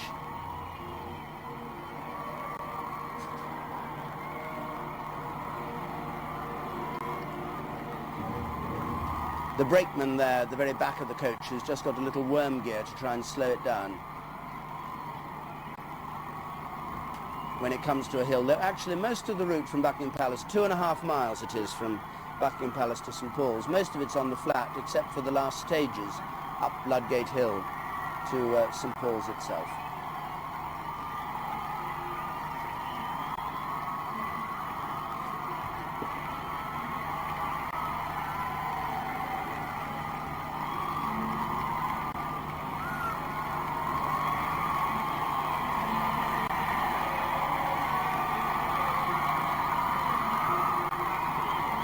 I'm told that the police estimate at the moment of the crowds gathered here on these narrow streets to watch the procession is 100,000 people and rising. And yesterday they said there were 1 million here for the concert, the pop concert, and for the fireworks.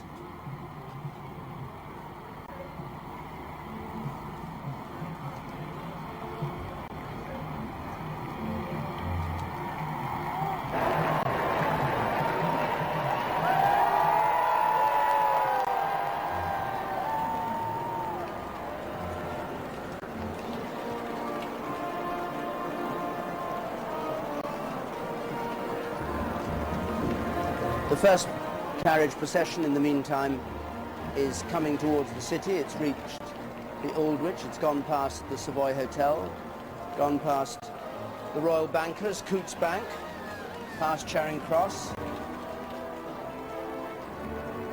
and coming up towards Temple Bar.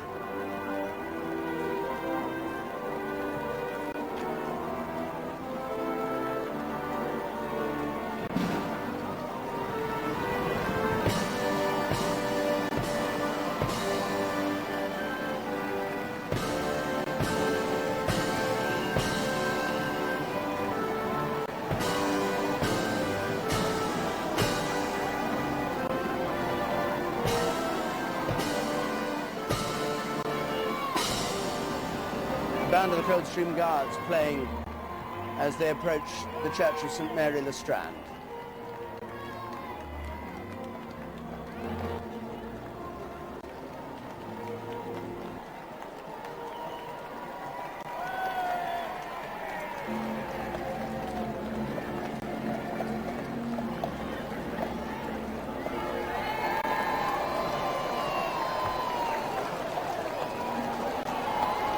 They come past Somerset House and towards Temple Bar.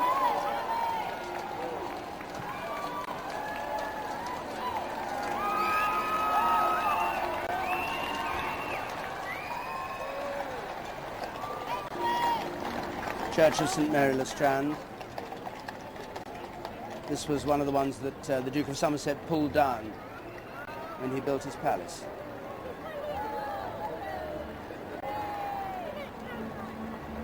It's interesting that in the 18th century they built 50 small churches in London. There was a huge burst of activity building these famous city churches.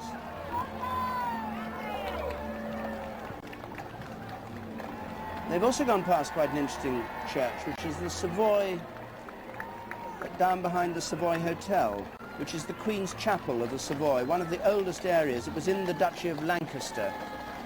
And hidden away there behind the hotel is this little church where Geoffrey Chaucer used to worship. Well worth a visit. Royal carriage, in the meanwhile, is travelling down the Strand towards Temple Bar. I think the Strand is a slightly disappointing street these days. It seems to have sort of been taken over by, I don't know, banks and coffee shops and that kind of thing. And when you think this used to be in the Middle Ages, this was the great route. This was where the tradesmen came, this is where the merchants were. It was throbbing with life. And it's almost been anaesthetised in recent years, in recent developments.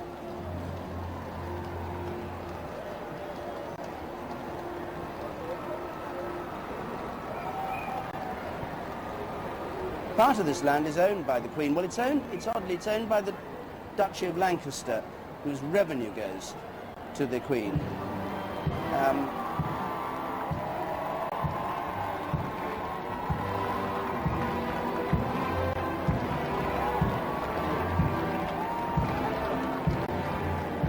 The government minister actually runs the Duchy of Lancaster. They do have quite a bit of land in this area, and of course in Lancashire.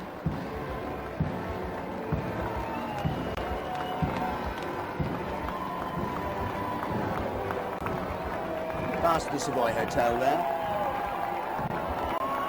The Yeoman of the Guard being shown. The Savoy Theatre, the famous theatre, was built by Richard D'Oyley Carte, who incidentally is buried in the chapel I was talking about. The famous for Gilbert and Sullivan. It was destroyed by fire, rebuilt.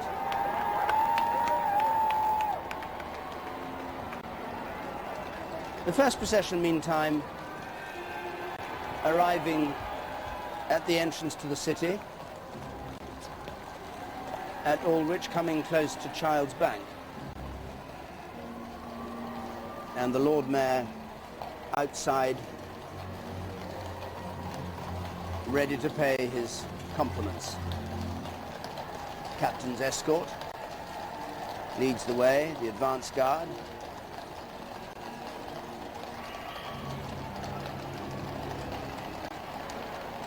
And there the Lord Mayor and the sword bearer and the sheriffs and the remembrancer who has to remember everything and all the deals that are done. In the old days used to keep a book full of contracts that have been arranged. They're all standing there. They're now, some of them honorary positions, some of them professional people. The Chief Commoner, for instance, is there, who looks after all the estates of the city.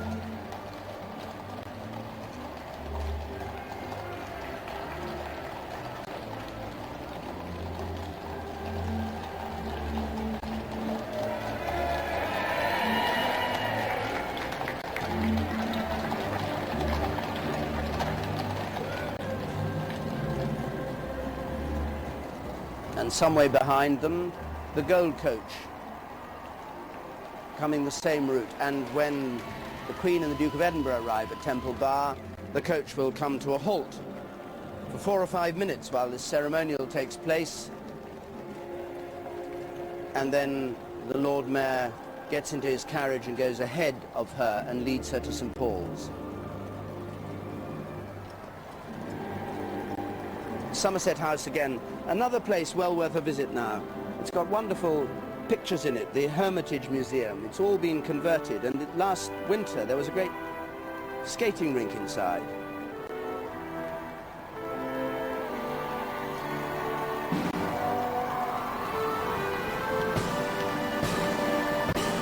Another national anthem being played, but she doesn't have national anthems all the way, because when she gets to Temple Bar and into the city herself, she'll have a special fanfare, which I'll tell you about in a moment. Watch that coach wobbling. William IV, the sailor king, said it was like travelling in a rough sea in a ship.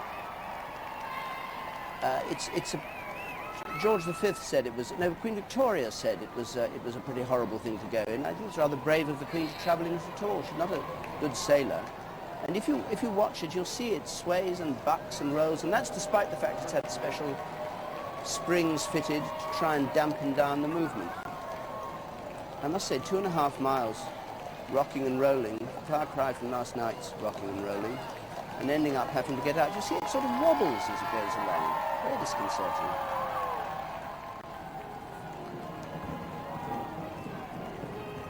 The Lord Mayor now, in his full robe and the sword, crosses the road to go to the north side. They have their backs to the law courts. Michael Oliver, the Lord Mayor, he's a stockbroker.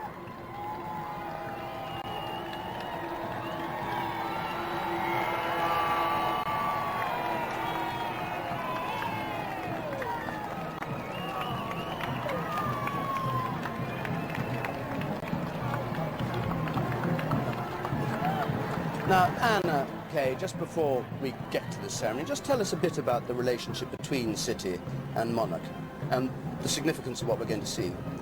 Well, it has been a very close and sometimes very fraught relationship in the past. Essentially, the City of London, as it is today, has always been tremendously powerful, and it has been a part of the history of these two institutions, the city and the monarchy, that they have had to stick together on occasion in order to secure one another's power, which is why the city's been given these very unusual privileges of having this mayor very early on, having authority over its own lands. And this has led to this very close relationship of shared power, in a sense. Young Prince William getting a big welcome. He has a sort of fan club going now. Prince of Wales' eldest son. Very popular figure at the pop concert last night. No, but the city, which the Queen is now approaching, the city's also taken sides, hasn't it? Queen Caroline, for instance, they gave a welcome to when the King wanted her cast aside. Yeah, this was an amazing instance when Queen Caroline, who was estranged from the King, George IV, came back to England in 1820, and Parliament actually had a bill against her, accusing her of adultery. The King was trying to get a divorce, and the City of London, totally against the wishes of the King, gave her the most enormous welcome when she arrived, and when she went to give thanks at St Paul's, performed the ceremony with the sword, which was a very, very strong message of their support, not for the King, but for his consort. So it could still be very political, even in the 19th century. Well, it's got a grisly history as well, because Temple Bars had traitors stuck, their heads decapitated, stuck on pikes, hasn't it? Yeah, like London Bridge, it was one of the places where people who'd been executed for treason, their heads were displayed, like the Rye House plotters, for example, who were executed in 1683, their heads were put on spikes on the bar. So you'd see it as you went into the city, a pretty strong message about behaving yourself.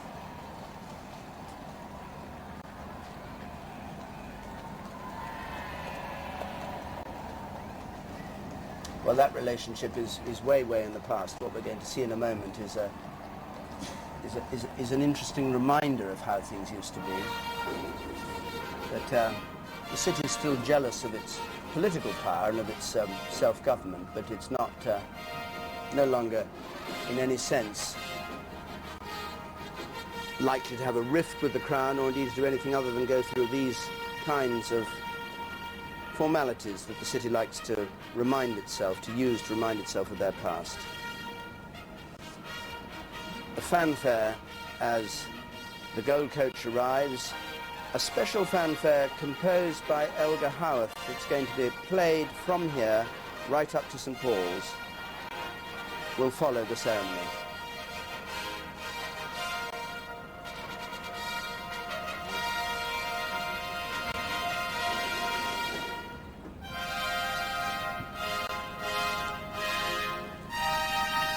The door of the coach has been opened now.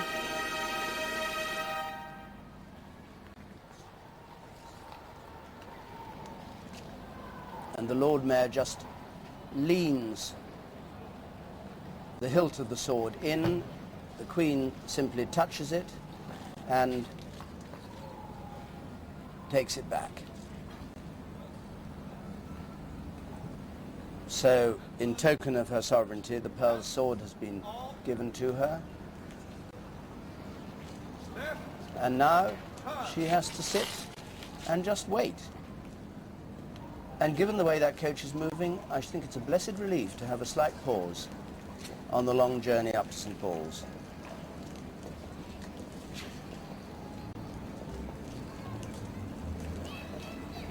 And the reason for this delay is very simple. The Lord Mayor's procession has to now go ahead of the Queen, go into their carriages or mount their horses, as the case may be, and lead her up to St. Paul's. It's rather curious, Anna, because of the way that ceremonial works. Normally, the one person never kept waiting for anything is the Queen. And yet here we've seen the whole procession come to a halt, and she has to sit there and muse while the city takes its place. It does seem rather extraordinary. I mean, essentially, of course, the idea is that the Lord Mayor needs to go in front of the Queen carrying the sword and lead her through into the city. But it does cause this rather awkward pause in the proceedings while they go forward to the Lord Mayor's coaches up ahead.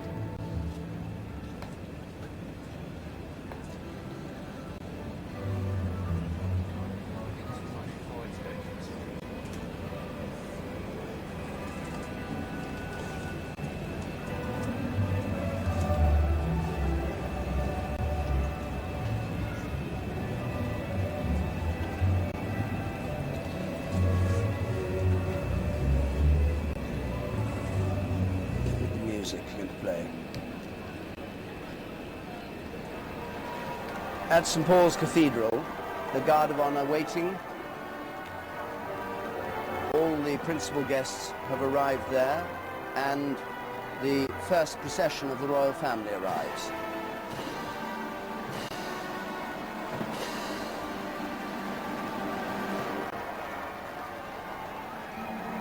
There's a different Guard of Honour here at St. Paul's. It's the Honourable Artillery Company. The oldest regiment in the British Army, established under Henry VIII, but it's now a territorial army regiment. Actually, in warfare, does rather dangerous work of going behind the lines and finding targets. But it also has full-scale ceremonial duties here in the City of London, and it will be firing 61-gun salute, a 61-gun salute from the Tower of London.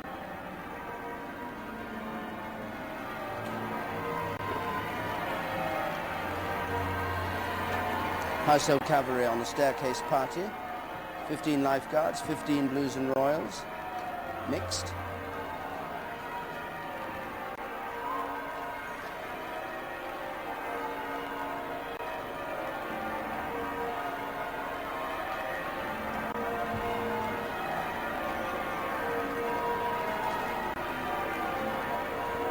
The Dean and members of the chapter, we saw John Moses talking to Hugh Williams earlier, greets this group of the more senior members of the royal family as they arrive here in St. Paul's.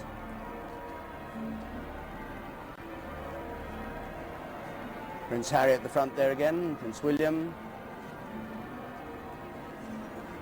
the Earl of Wessex and the Countess of Wessex, the Archbishop of Canterbury in that flamboyant red and gold headdress, who's retiring later this year. This will be his last big royal event, I suspect, of this kind.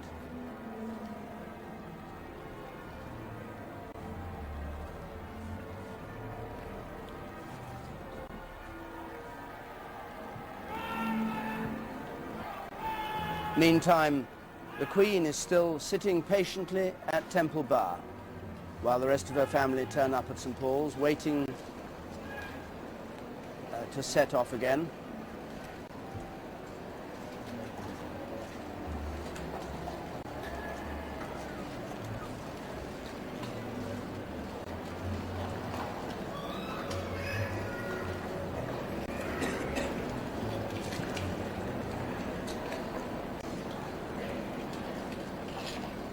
Inside St. Paul's, in the meantime, there's a cluster of members of the royal family down there by the west door on the black and white marble, just standing, waiting.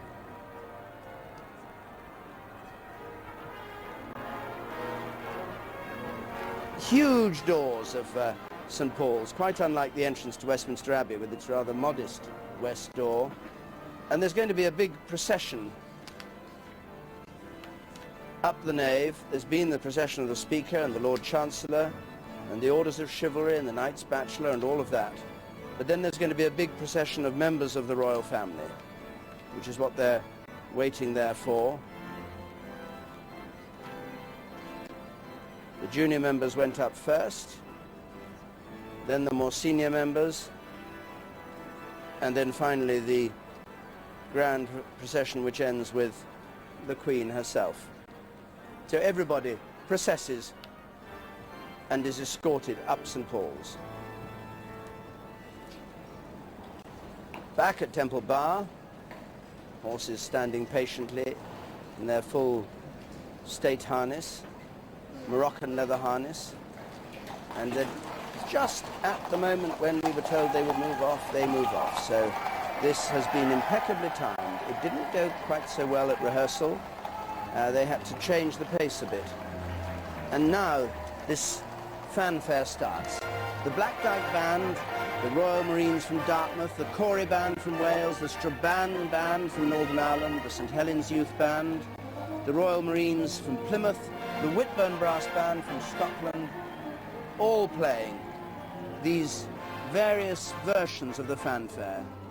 It goes through Oranges and Lemons, Early One Morning, Men of Harlech, Londonderry Air, Boys and Girls Come Out to Play, Green Sleeves, and Bonnie Dundee. So as the Queen comes up this last stage of the route before she gets to St Paul's, she'll hear all that lovely music from Britain. That's to say if she can hear anything over the cheers of the crowds.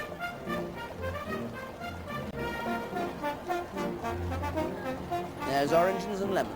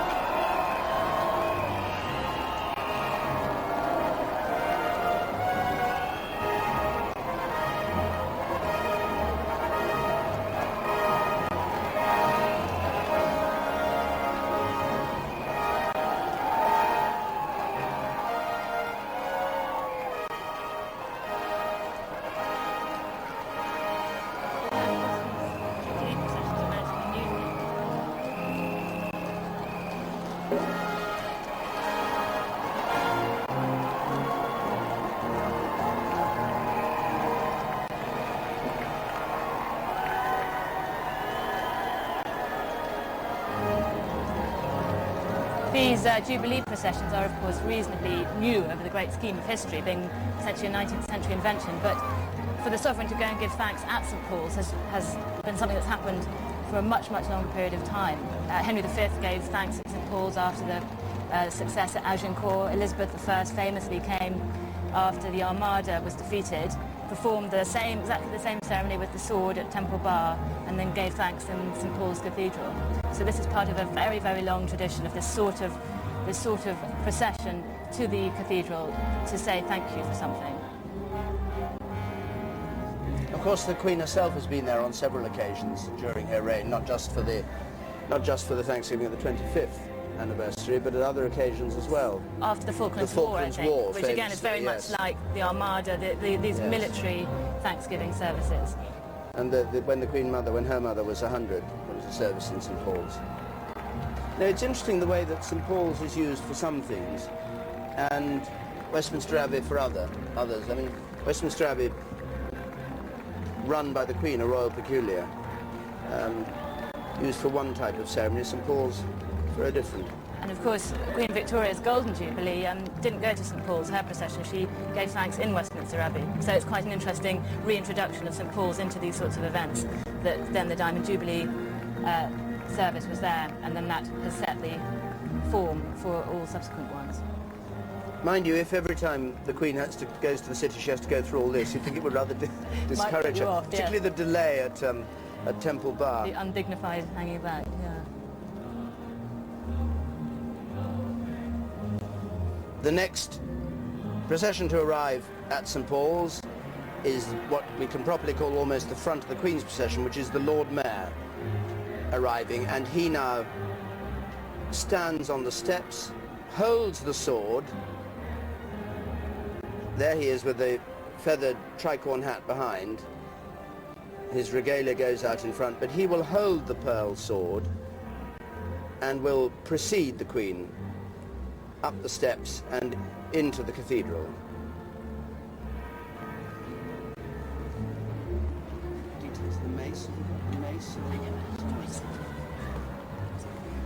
The mace you can see being carried there by the Sergeant-at-Arms or Common Crier, and that's a very beautiful 18th century mace, like the ones that are in the Tower of London and which you see on the table in the House of Commons. And then you have the sword bearer with the fur hat there, in which he keeps the seal of the City of London. And he holds the pearl sword. Meantime, the gold coach is now bowling up Ludgate Hill. You see the front horses are now trotting. They were at the walk before, and this is to get the weight of this carriage up this hill. They actually have to go into the trot.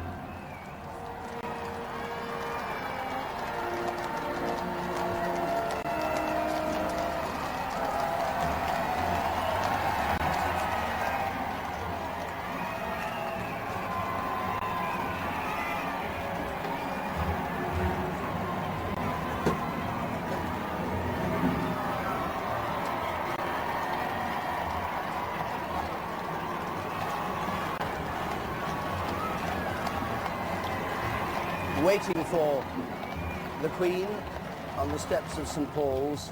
This is looking out from the Great West Door, the Lord Mayor in the velvet cloak there with the ermine, and the Honourable Artillery Company behind, standing at the salute. And at the present, I should say, for the troopers, as they're called, of the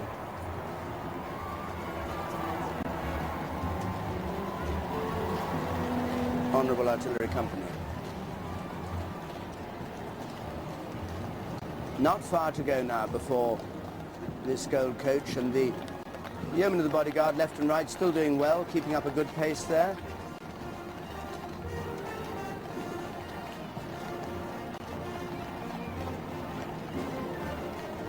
And in a moment the coach will arrive at St Paul's. You may wonder what it does after then. It can't go back down Ludgate Hill, it's too steep, so it goes round a back route. There is even talk of it perhaps going back to the Royal Mews on a coach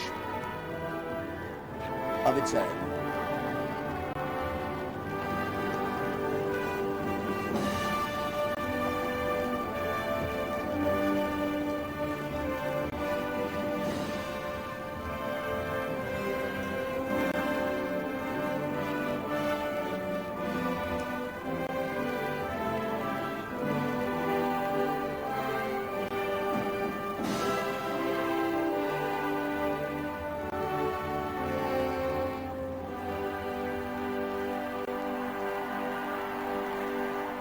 The coach comes to a halt, draws up precisely where it should on the steps of St Paul's. And there, for the service in St Paul's, we join Hugh Edwards. This is the day, according to the Dean of St Paul's, when the entire nation goes to church, and I must say, it does feel like that. Gold stagecoach therefore in place, the exact spot that Queen Victoria's coach stopped for her Diamond Jubilee, as we mentioned, back in 1897. And there we can see the Lord Mayor bearing the pearl sword, the great symbol of the city's independence, ready to lead the Queen up the steps to the Great West Door, flanked by a company of heralds from the College of Honours.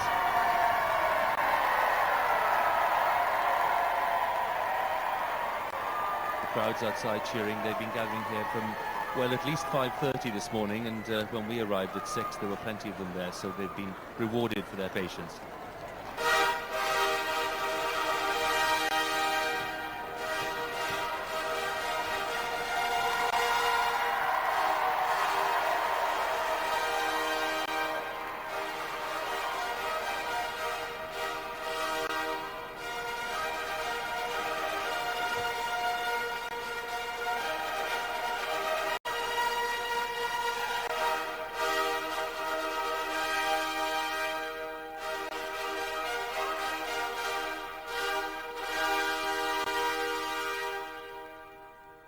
High above the Great West Door, the state trumpeters of the Household Cavalry announced the arrival of Her Majesty.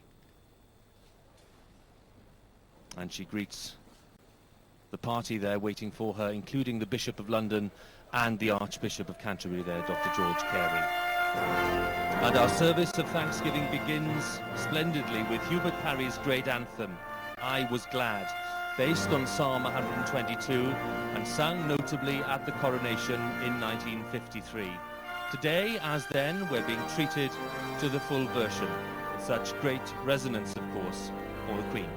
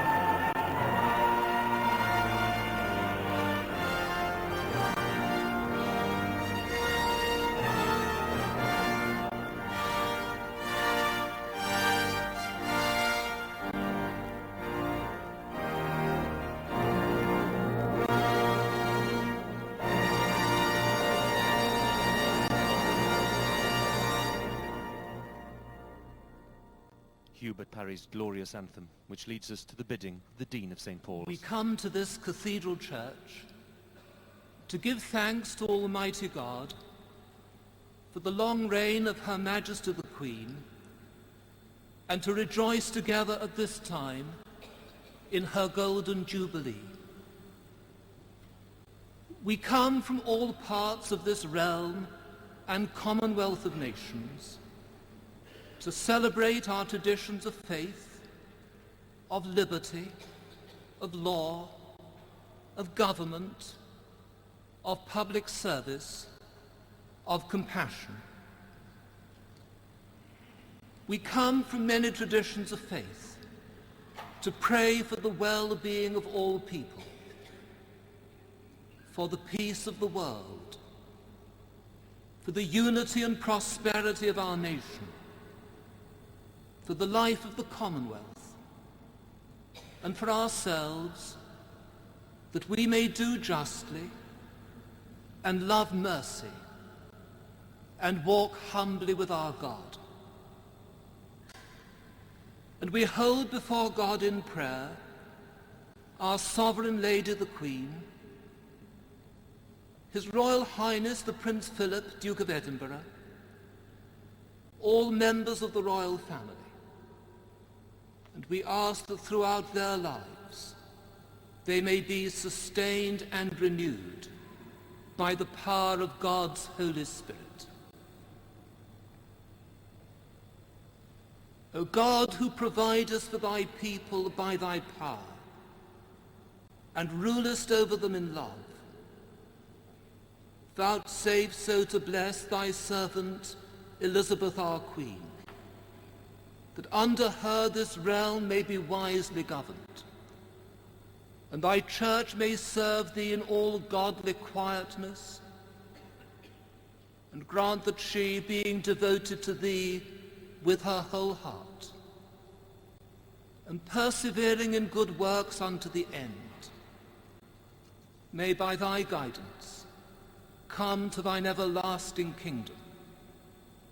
Through Jesus Christ, thy Son, our Lord, who liveth and reigneth with thee and the Holy Spirit, ever one God, world without end.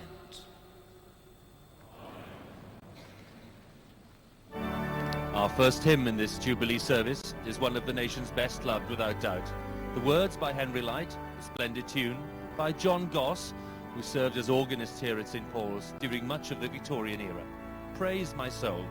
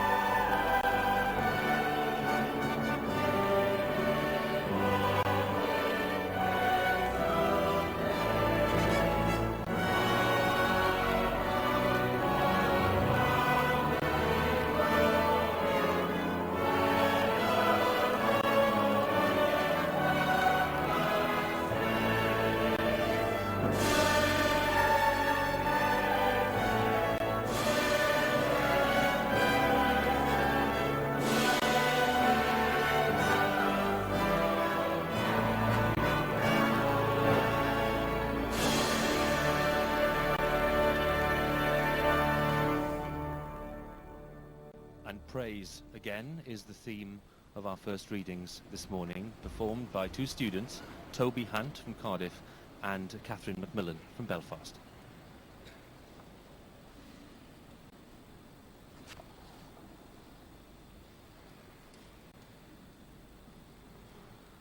Thine, O Lord, is the greatness and the power and the glory and the victory and the majesty.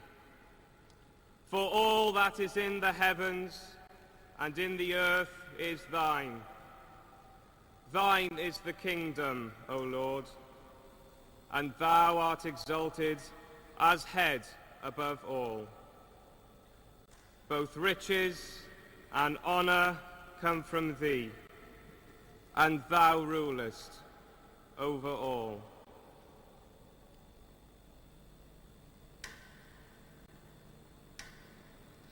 The Spirit of the Lord speaks by me.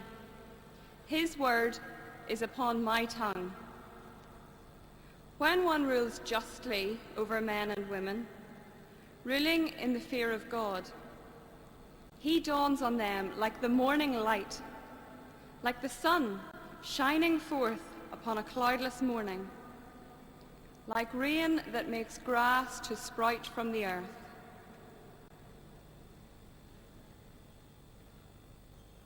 I urge that supplications, prayers, intercessions, and thanksgivings be made for all people, for sovereigns and all who are in high positions, that we may lead a quiet and peaceable life, godly and respectful in every way.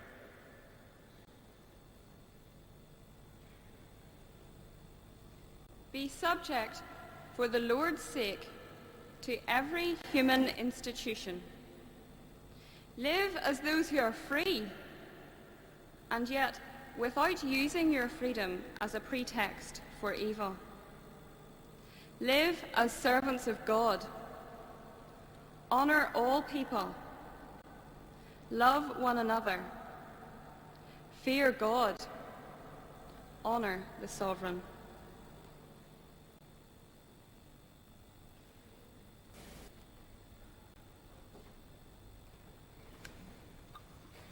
Which brings us to the first of two pieces of music composed especially for this service. John Rutter has set the words of Psalm 150 to a new arrangement. And by the way, keep a lookout for the three soloists high up in the dome in the Whispering Gallery.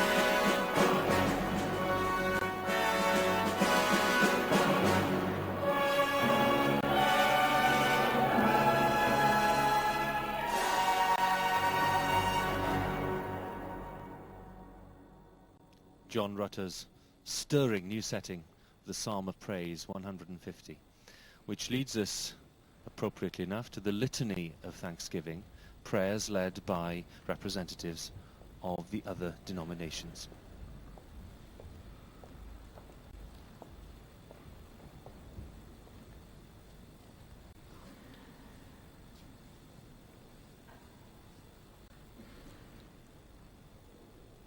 As we call to mind the life of our nation and Commonwealth, we give thanks to God in faith and trust.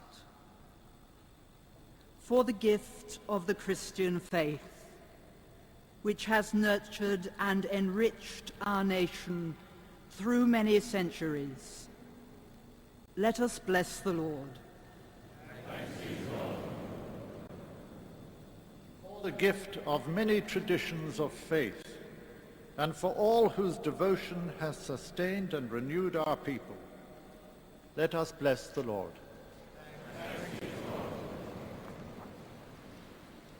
For our Sovereign Lady, the Queen, in gratitude for her lifelong service to nation and Commonwealth, let us bless the Lord.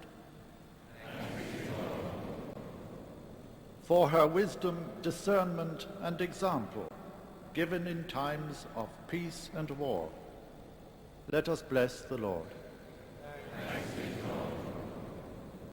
For all the royal family, and most particularly for His Royal Highness the Prince Philip, Duke of Edinburgh, let us bless the Lord. For the life of this ancient land, and for all who promote peace and justice throughout the Commonwealth, let us bless the Lord.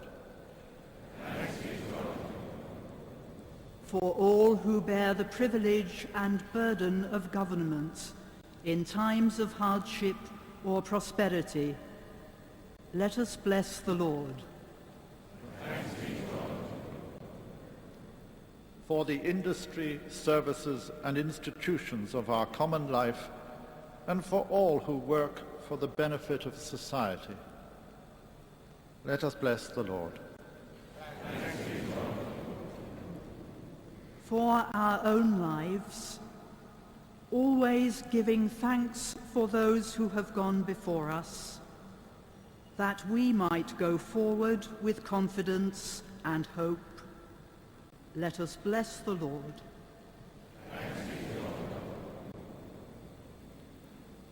O God of time and eternity, bless, we pray, our Sovereign Lady the Queen and the peoples of the Commonwealth, that all may flourish in peace, stability, and mutual respect. Through him who lives and reigns with you and the Holy Spirit, Jesus Christ, our Saviour and Defender. The Archbishop of Westminster, Cardinal Cormac Murphy O'Connor, and the President of the Methodist Conference, the Reverend Christina Lemoynion, with the Litany of Thanksgiving. Our second hymn, Modern Words by Bishop Timothy Dudley Smith, blended with a very old tune.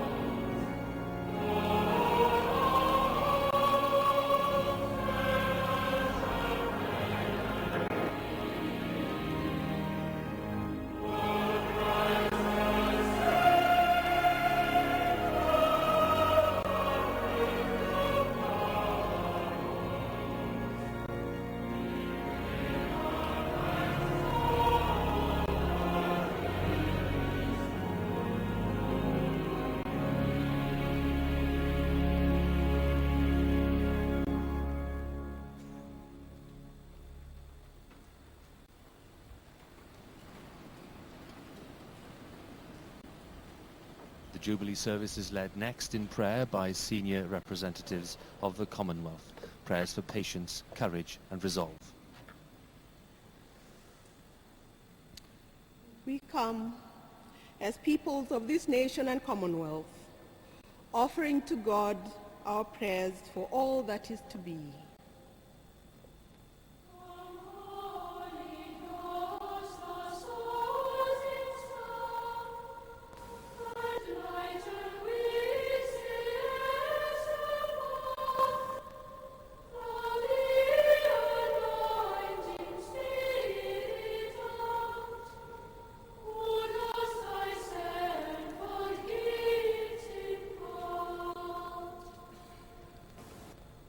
We look with gratitude to the things that are behind, but we reach out in faith and hope to all that lies before us.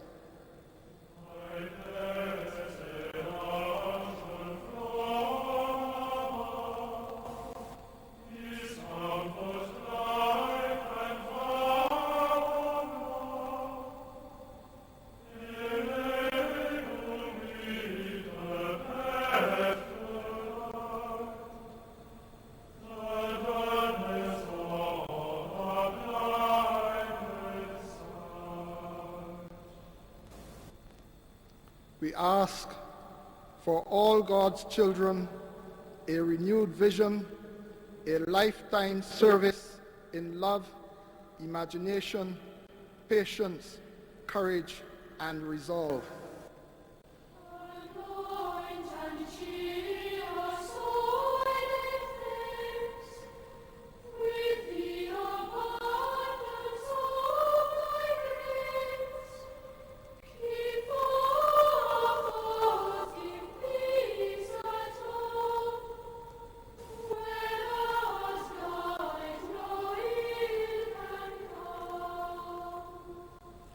And so we pray, come, Spirit of truth and love and power. Equip your people for the work that they must do. And may the glorious majesty of the Lord endure forever. Jesus, the Lord of Father, Son, and the of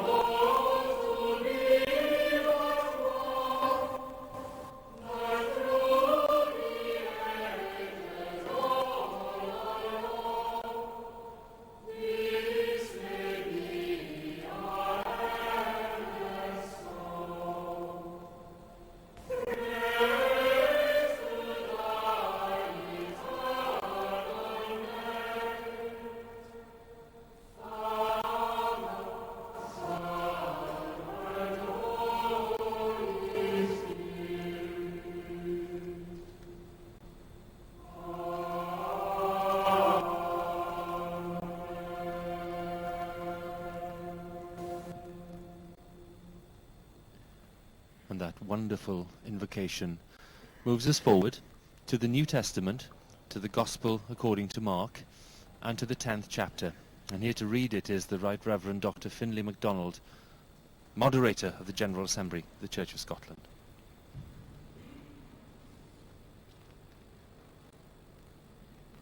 A reading from the Gospel of St. Mark. James and John, the sons of Zebedee, came forward to Jesus and said to him, "Teacher, we want you to do for us whatever we ask of you."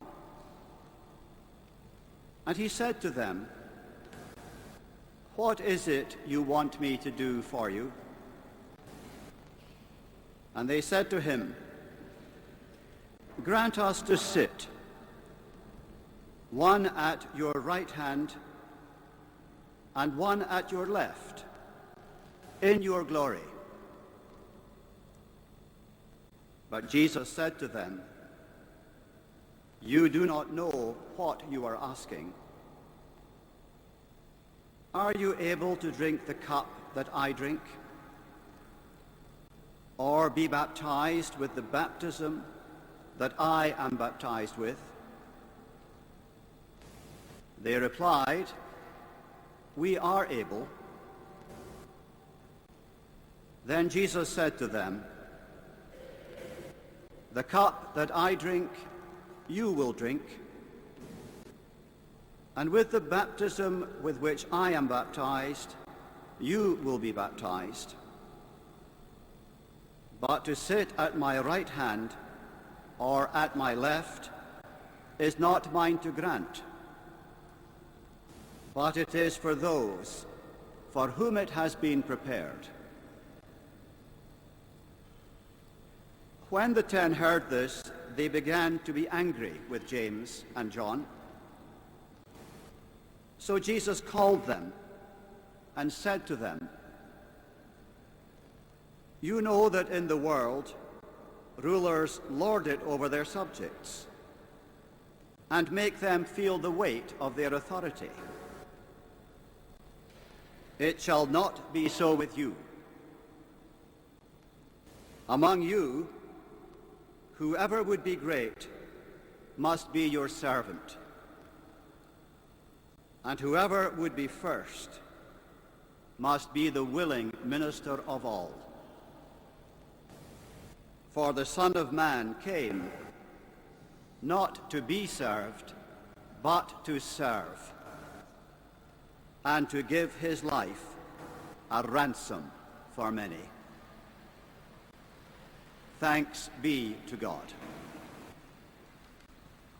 We move to our third hymn, an inspiration to so many people, the great words of John Bunyan on the courage and determination needed to be a pilgrim.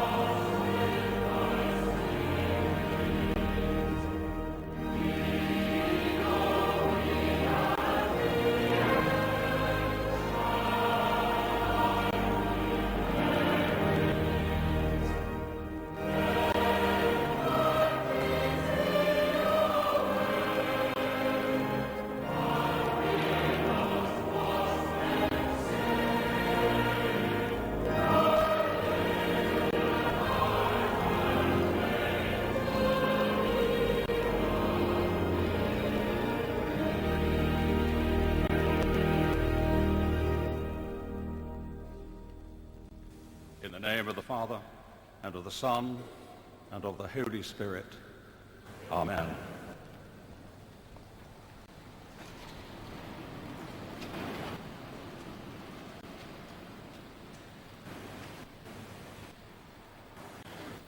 "400 years ago, Queen Elizabeth I addressed her people in words that history has handed down to us as her golden speech.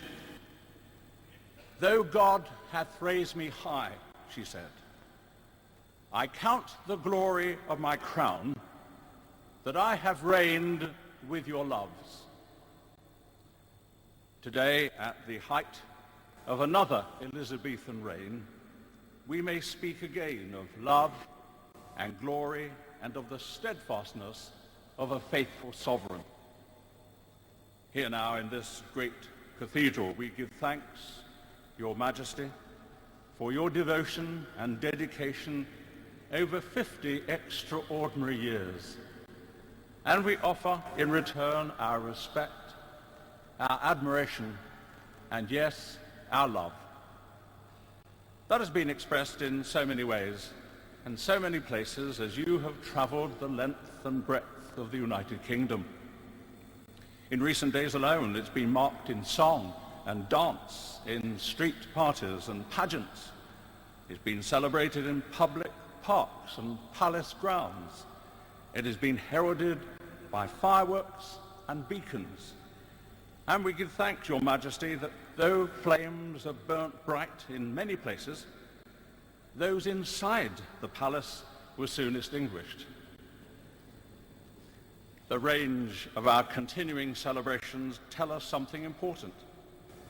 They tell us that, unlike so much in the modern world, this relationship, the one between sovereign and people, has grown stronger and deeper with the passage of time. And that is something special that we celebrate here today, along with millions watching and listening round the world. Yours, as many have noted, has been a reign in which change and innovation have been watchwords. And yet we sense, indeed we know in you, an abiding constancy, anchored in a profound commitment to service. To contemporary ears, service can sometimes sound a cold, a teeth-gritting sort of word, something better avoided if something less demanding, something more self-serving is available.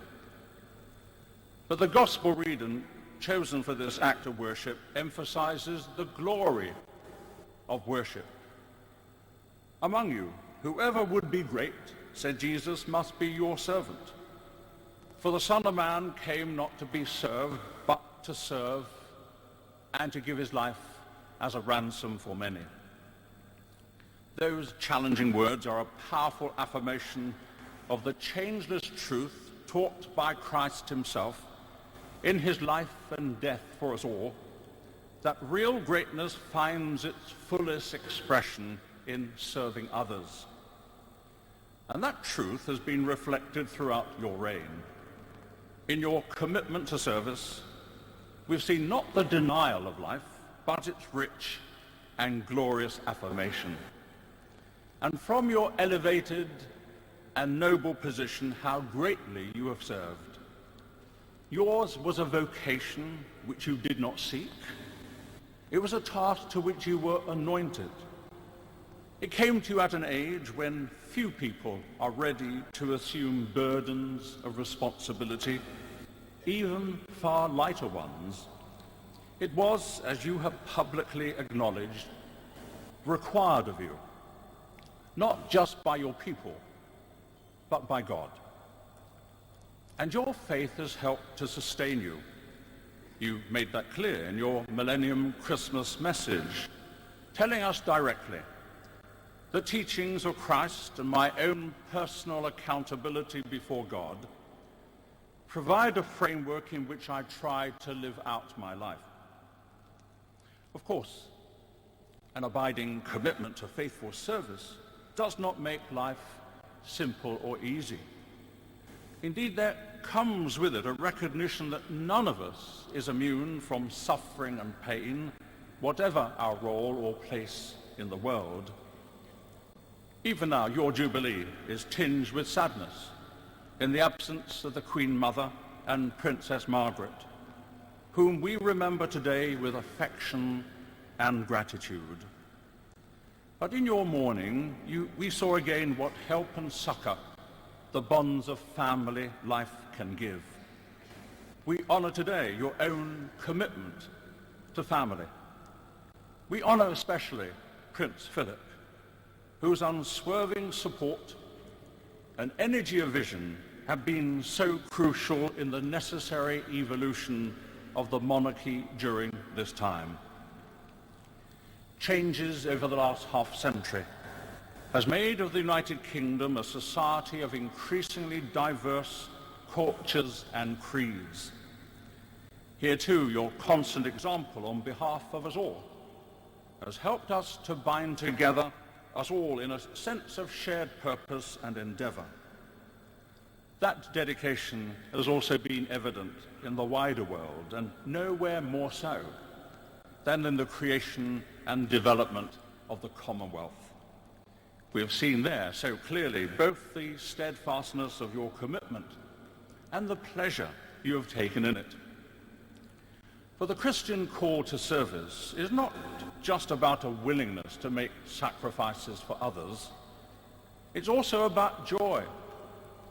A joy that flows from a deep engagement in the marvelous richness of human experience and potential. It is at heart a labor of love.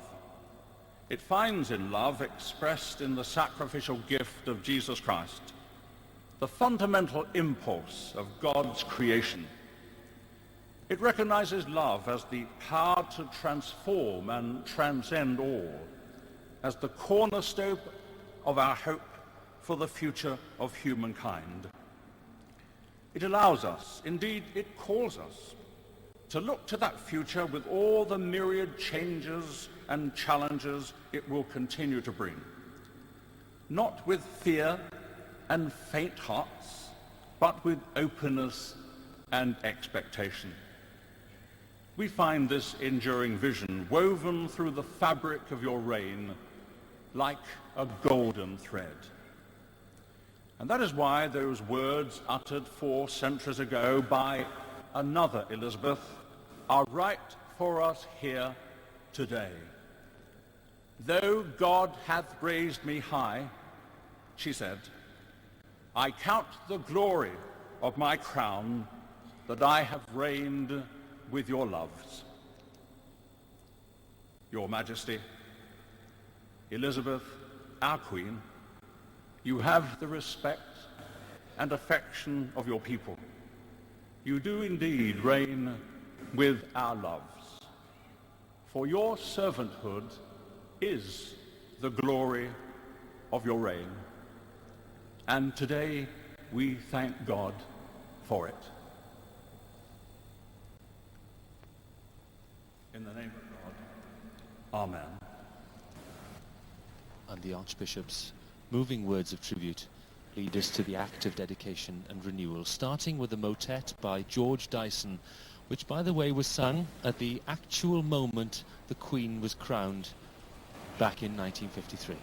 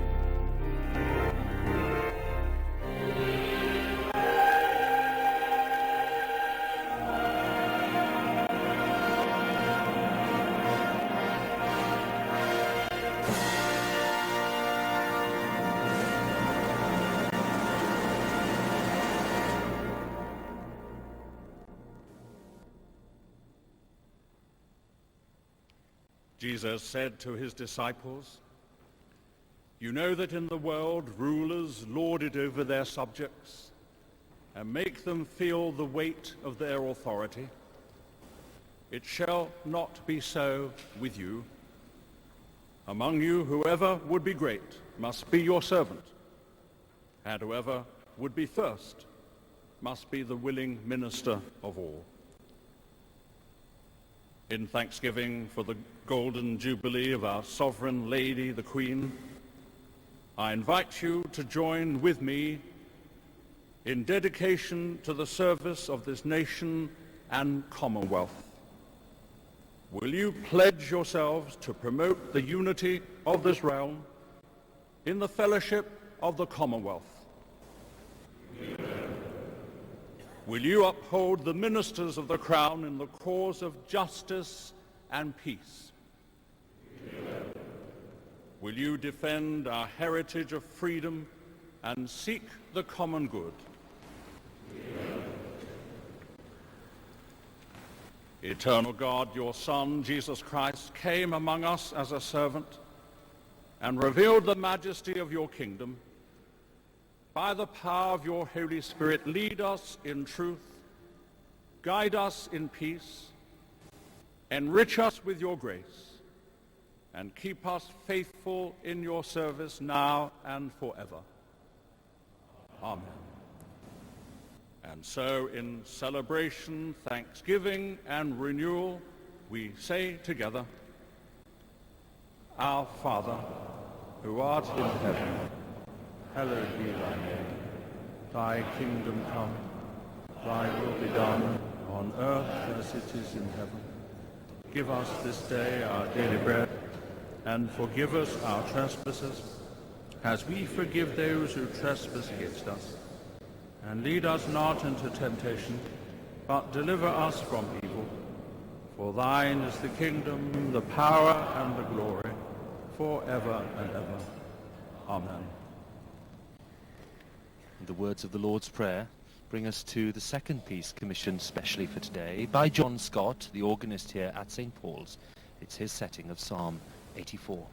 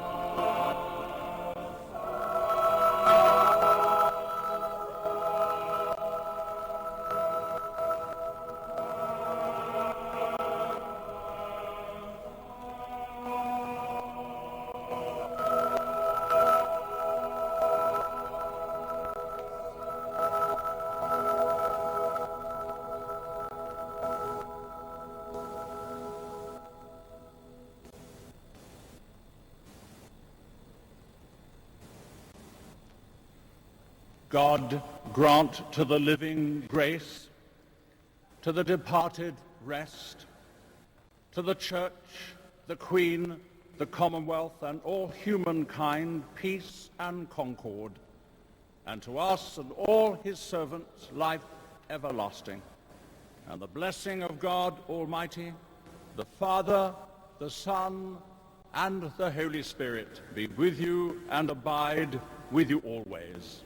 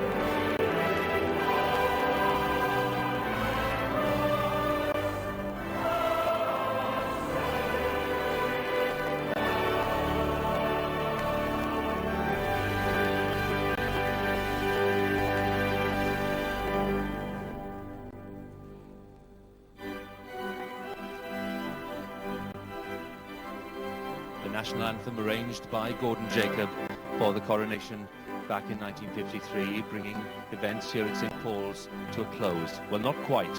We have another feast of music as the Queen, the Duke of Edinburgh, the royal family, and all the distinguished guests leave the cathedral and make their way to Guildhall for that glittering lunch, which will feature the Prime Minister, the Lord Mayor, and the Queen, of course, and they will all speak there.